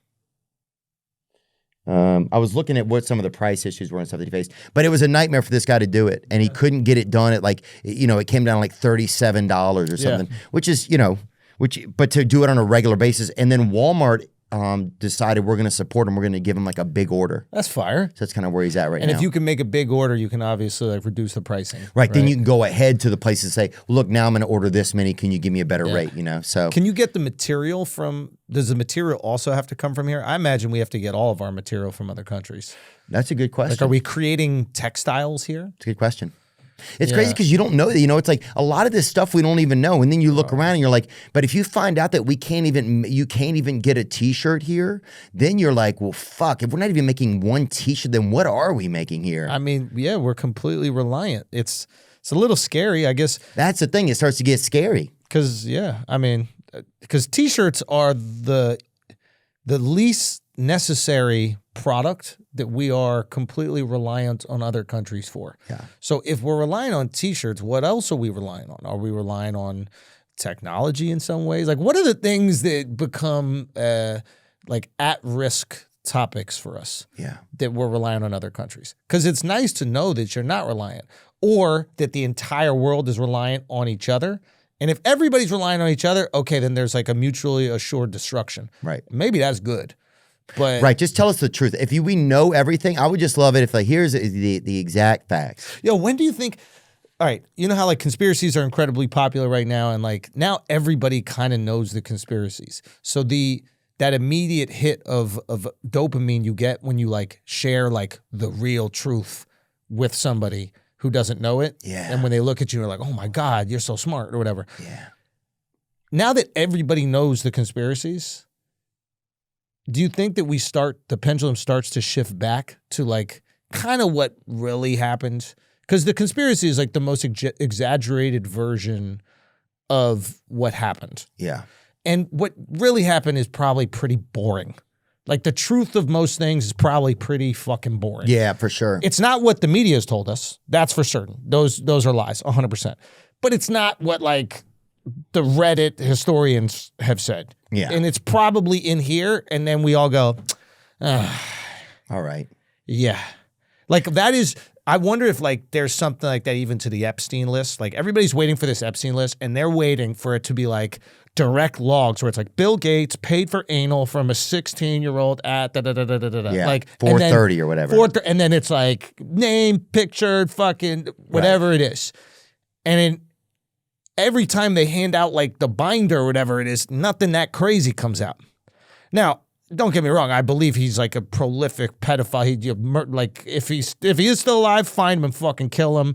The girl too. Off anybody who's involved in it, defended it. Anybody who's on the fucking flight logs, put him in prison. Like we need some justice here. But have we created an idea of what this is, which is so far removed from what it actually is? Right, and that's why they haven't really. They're like, this is going to be so upsetting. There's 7 people. They're going to think we're liars anyway. Right. Like, because imagine they gave us lists and there was like 25 people on it. right? We'd be like, man, you fucking pieces of shit lying to us again. Like the only thing we would believe if literally every single world leader went in there. Right. This list better be so. That's why I think they're still they're probably working with like top producers, Eli Roth, like guys who really can put on a good show. Todd Phillips, until How do we sell this story until he to did the Joker American too. people? Then he was on here like he's off. But yeah, I think what do we? This better be good. Why don't we just get? This is the way I was thinking. We solve it. The guy who let Epstein manage his money is this guy named Les Wexner or something like that. He's this guy who started Victoria's Secret. And like, I don't even think Epstein went to college or something. So like, how the fuck do you end up managing this billionaire's money? Right. This guy's like 90 years old. Give him immunity. Just go, yeah, this guy right here. Les Wexner, okay? He's a billionaire. He's 87 years old. You just go, listen, you're about to fucking die. Can you just tell us what happened? Right. Tell us what happened. We'll give you immunity. You don't get to die a hero at all. You're a piece of shit that probably funded this whole fucking thing or connected different people to different stuff. We don't know what the fuck you're actually doing. You're involved. But you don't get to die you're still a diabolical piece of shit. But maybe you do one good thing in your life before you fucking die. Right. And then the American people get some satisfaction. The victims get some satisfaction. We get to actually know what's happening. Yeah. Because I don't even know if I don't know if we actually will get to know what's happening unless somebody who was involved says it specifically. Yeah. And I don't believe Ghislaine because I think her pops was part of Mossad, right? Yeah. Like, so I don't believe anything she's going to say. So yeah, nobody's going to Epstein's tell dead, the truth. Right? Like, I'm just amazed that many people wanted to be pedophiles or whatever. so here's the thing. I don't know. That's part of me that doesn't believe that. I'm like, you're telling me. I don't think they wanted to. I think he was like, yo, I got some young bitches on an island. We're all going to fuck. But I don't think that he said, I have underage women to incriminate you on an island. Right. I think he's like, yo, I got some 20-year-old fucking Russian bitches. They're on an island. And all these dudes were like, oh, we going to go party with Russian bitches? Like, I wonder if it's as simple as like some club promoter going, I got a table full of girls at Tao tonight. Yeah. You want to party? And people go, well, that sounds like a great idea. Nobody's IDing those girls. Right. And they for sure aren't IDing because why would they go, yeah, this guy's going to make me a pedophile this weekend. Yeah. Right? You know what I mean? Like, so, and then maybe afterwards they go, by the way, that girl was this old. Yeah. So I'm going to need you on a certain day to do a favor. That's how I would imagine it would be most effective. And what if some of the girls were not even underage or anything? You don't even know if you could have somebody say that. You're so scared. You're already like, there's some favor in the wind. That alone, the mirage of that's the biggest thing. You have no fucking idea. That's a great point too. But you're going to be so scared. Like, well, first of all, I don't want to see, I'm so bad at sex, I don't want anybody to see a video of it. Fucking a hooker on an island still is bad if you're like a political figure that has a family and you have children. Like, right. They could be old enough and it's still like, you don't want that out because it ruins your career. Yeah. So yeah, there are many ways to do it. I mean, it's definitely, and then it's like, how do you doctor all that up to present it to the American? Because it's you have to serve a Mona Lisa to the American people. But then they're like, we have to make sure all these people that information that's released, but maybe some of that's true. If like you put information and it has a name in it that you're not sure, and then you get sued by that person. Or you got to protect these girls who are underage and they were raped by these famous people. Facts. And like they have moved on with their lives. They got families. Do they want their information out there in the world? Yeah. Probably not. They're like, I don't want to relive that shit. So redact me or whatever that term is. Yeah. But yeah, I just feel like we're at this point where like, if we're going through this phase in America where we're an all-time low trust in all of our institutions. And what happens from here? There's two ways we go. Talk to me. It gets better somehow. Or it starts to devolve even more. And crazier, it gets deeper and deeper. It's so funny because I've had both feelings. Yesterday I had the feeling like, holy shit, dude. Nobody's going to know where to trust anything anymore. It's going to get really interesting. Or you start being honest. Like that's why. Right. Or you start being honest. And like, yo, we're Americans. We can deal with shit. Like we've dealt with horrible things before in our past. Even as humans, we can. That's it. So it's like, and I think there's a version where like accepting these things and moving on allows us to have even more pride.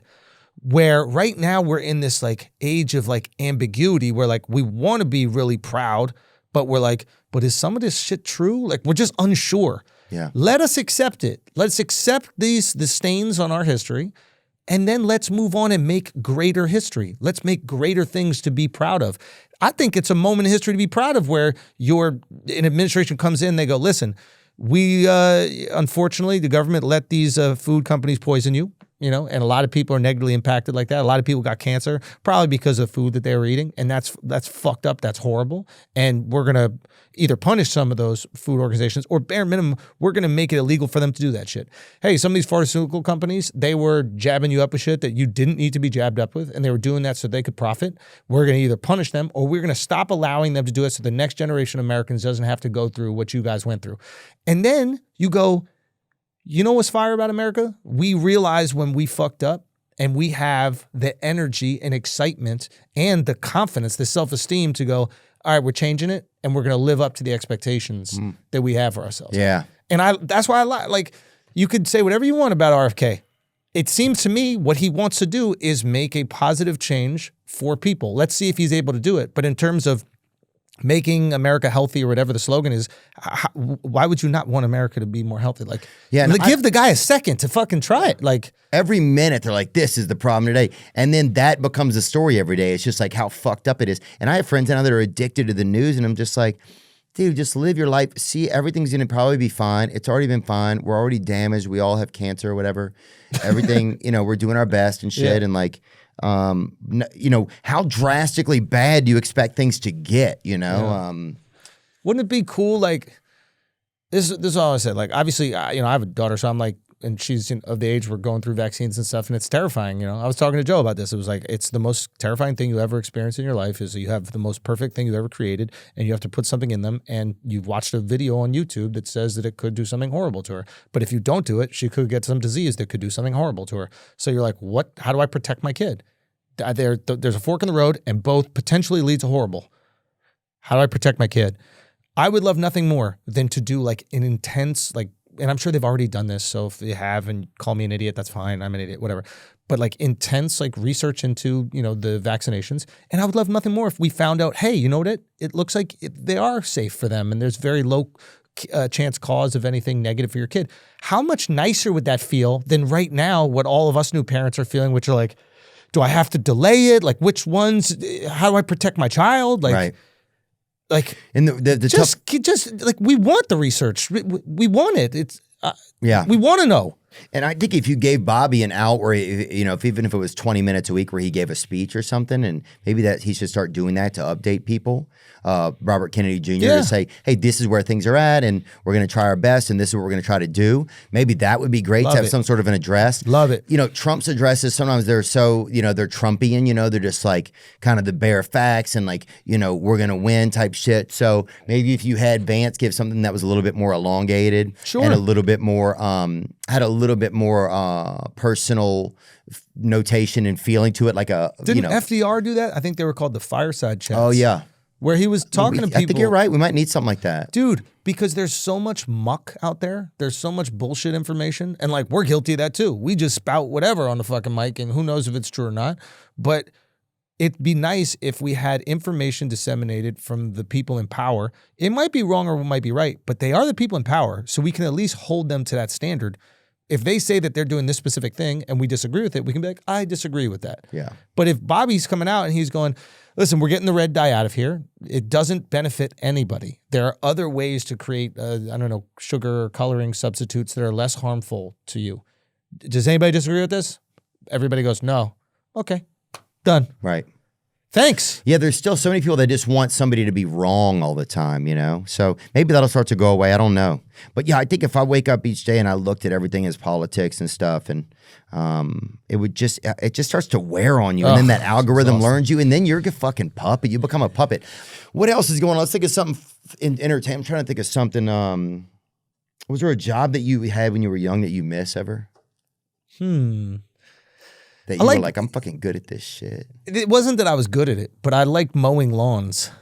Like I felt like accomplished afterwards. Like I'd look at it and I'd go, wow, I did that. That was kind of annoying. It was hard, but here's this thing that I did and it looks better now, and I felt proud of it. And I think there's a version of that in creating stuff in general. But I think very early, I like to work on something and then see the thing I created. Yeah. And so yeah, there was something really nice to that about that. Now I get to do a job where I like the actual work part and I like seeing the end product. I didn't enjoy the work part of it, but yeah, I think that. Yeah, I'm trying to think. I mean, I just worked in like restaurants. Oh yeah, you definitely did. I could see you for sure. For sure.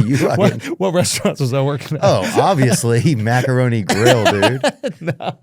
Dude, you wore a cape at Macaroni Grill. I'm sure. There's no way you didn't. We didn't have a Macaroni Grill in the city, man. Hey, look. Sure. Man, we needed a Macaroni Grill. That's your origin story. I work at a pizza shop. I do look like I could pull off pizza shop, right? I look like I was arguing with Spike Lee. I'm trying to think of whatever. What about you? I worked at Pizza Shop, man. I love that shit, dude. That shit What was the good. first time? Do you remember the first time as a kid that you made money and like the feeling of that? Oh yeah, we had. They'd pay you to clean up. We had like wishing wells in our town or whatever. And they'd pay you to clean them out, like the city, like it's like take the coins out of it. Yeah, get in there, like you had to take a ladder down and get all the shit out and stuff. And there's like people throw fucking like a lot of used like to-go orders and shit in that bitch. A lot of Popeyes in that bitch. Decent amount of money, not as much as you would think. Yeah. Sword. Garbage. We found a fucking sword had blood on it one time, or like a pretty Excalibur or whatever. Yeah. But yeah, cleaning out those one summer. That was probably the first job I ever had, really. But get you a little bit of money, hide my money too. Really? I used to put my money in a Crown Royal bag, hide it in the yard. How old were you? Dig a hole and hide it. Probably 11, maybe 12. That's a nice bag. That bitch was nice. You keep that bag, isn't that weird? Yep, had some doubloons in it that I caught at some of the parades and like the Mardi Gras parades. There's just these little medallions, kind of like they're not worth any money, but they had pictures of like different historical figures from Louisiana on them because you catch them at Mardi Gras. Yeah, and I put them in a bag and hide them in the yard. And why do you think you were hiding your? Didn't trust anybody in the house. I knew everybody in that bitch. Yeah, really. My 3 siblings and my mom. I was burying that shit. I ain't fucking. Do you still talk to your siblings? Oh yeah, we talk now. Things are good now. But at the time, I didn't trust anybody in that bastard, dude, because I was sneaking in their room and stealing shit. So that's the thing. That's where it comes from. When you ain't shit, you assume other people ain't shit. It starts here though. Oh, bro, yeah. It starts here. Hey, though. I don't trust me so much that I don't trust you. That's Facts, crazy, dude. What else, man? What's up with the culture? How's black stuff going over there? I know they have that new rapper, Gen Lee. Have you seen him? Oh, yeah. I thought it's Jin Lee. Is it Jen? Like gin for ginger. Well, first of all, he's a black dude that says he's a white dude that says the N-word. He put 2 N's in it, so he misspelled it. So he could be either one. That's all I'm saying. But yeah, he's it's interesting. Yeah, he is, and he's like he's confident saying it. He seems really like he's from that culture. Yeah. So now are we witnessing that word become more of a cultural thing and not a specific race thing? That's what I wonder, because I'm just wondering, like, say you're so much a part of the culture, and it seems like he is. Like, he has black friends. He says the word around them. Mm-hmm. If you're so much a part of it, but then you can't say that thing, or then does that feel like the culture isn't saying, well, you're here, but you're not. So I have no idea. But it's interesting. It is interesting. It is interesting because it is like, so I guess when I was growing up in New York, it was a thing that white people, we would never say, and you could not say. But like Puerto Ricans that were kind of like white presenting would say it, and that was fine. Yeah. I think even like Mexicans were kind of saying it. Sometimes even Asians would say it, but it felt really like a word white people were not allowed to say, obviously because of the historical context, right? But that situation right there is quite interesting. Like if he did grow up in this culture, maybe it's his friend's way of saying, we don't see you as different, bro. Right. Like we actually see you as one of us, and we don't feel any negative sentiment when you say it. And this is our way of saying we accept you and you're not different. Maybe. Again, I don't know. I'd have to ask them. Whereas like if somebody else said it who is not from the culture at all, they'd be like, yo, you can't say that. And that's their way of saying you're not from the culture, bro. Right. Like you are not. You are a visitor here and you're not allowed to say that thing. Right. Yeah, that's kind of how I think I'm saying. I just think it's interesting. It's kind of interesting because you have people defend him online. You have people calling him out online. Yeah. And some of his music is great, man. I mean, it's catchy. I'm Music curious will to cut see, through. like, it's like, and some of the lines he's saying, like, don't get in trouble because of my shit. Like, I'm not saying this because I'm just saying this because this is who I am, right? Yeah. He even expresses in like that Stand On It song, like, don't get in it, don't repeat my shit just to get And then in now it. you get in trouble. Right. Which I think is, that's empathetic. It's to, at least like, giving his story, right? Yeah. Because he probably is aware that, oh shit, white kids might see me doing this and then they think it's okay for them to do Right. it. And now they're getting fucked up. And so he's like, listen, your life might not be my life. Like Right. I At wonder, least he put a safety precaution on the shit. Like, that- a lot of people. That's like better than the parental advisory. Yeah. It's just there's a white disclaimer. You are not me. Yeah. That's a ginger advisory right there, dude. That's a ginger advisory, dude. But this could potentially open up gateways for some gingers to say the N-word and some spicy, because they've long been looming on the edge of the culture. The ring around Saturn, they call them. And it'll be interesting to see what happens, dude. Yeah, that's something, like, we got to ask ourselves, like, are we fully accepting of gingers? Like, are white people fully accepting of the gingers? I mean, look, I don't. Are you even, you're like part something, right? My father's from Nicaragua, and my mother's just white. Yeah. But I don't, I've thought, yeah, I'm not an N-word guy. You're not dropping it. I'm not that. Fuck no. Yeah. What am I fucking trying to prove to somebody? But I do remember they had like this cool band. I went to a black fraternity, and we'll get you out of here in a Which second. one? I wasn't in one. It was like Snoop or something new.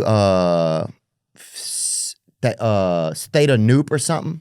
Bring up a couple of black fraternities over there. Southern Alpha, what is it? University. Alpha Kappa Psi? What is Alpha. Oh, beta, phi beta, kappa alpha psi. That might have been it. The Kappas have you seen the Kappas before? Kappas are cool. They got like a cane and they do like these cool dances with the cane.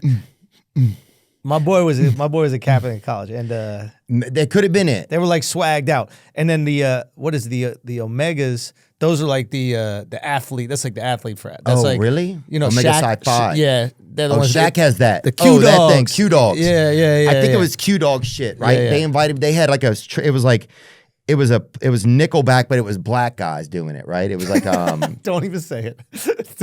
Don't even say it. I'll tell you what it Don't was, even dude. say the name of that cover band.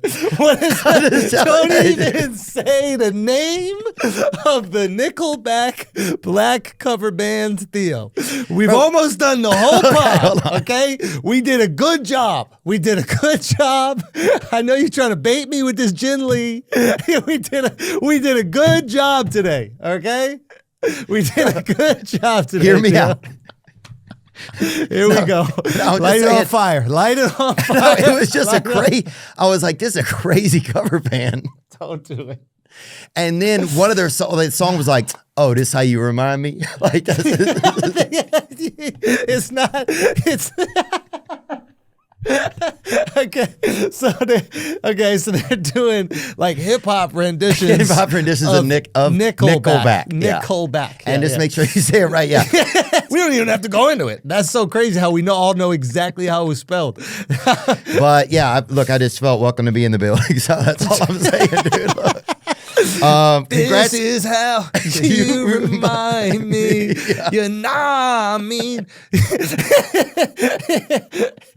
Never made it as a wise man, kid. Spit that whole song right now. Spit that whole shit right now, Theo. I don't have it, dude. Couldn't cut it as a poor man's feeling. We gotta stop. All right, It's only gonna Dad. get worse. Congratulations on Life. The new special's out now. Congratulations Thank on you, being my a man. dad, man. Thank you, brother. Yeah, thanks for being just somebody. Yeah, it's good to have like that. There's different podcasters in different parts of the country and different parts of like the world, and it's just we're lucky to be able to do this and to be able to spend these conversations. I got to come up there and get on your pod this summer, Oh, man. please, man. I want you on Flagrant and I want you on Brilliant Idiots, man.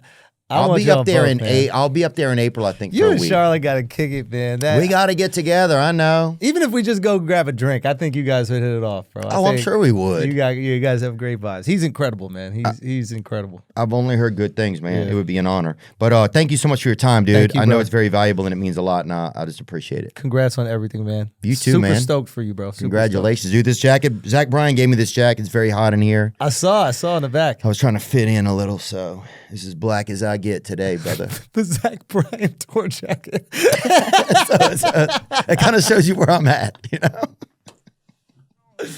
Thanks, brother. All right, you bet, man. Peace. Oh, that was great. Now I'm just floating on the breeze, and I feel I'm falling like these leaves. I must be cornerstone. Oh, but when I reach that ground, I'll share this peace of mind I found. I can feel it in my bones.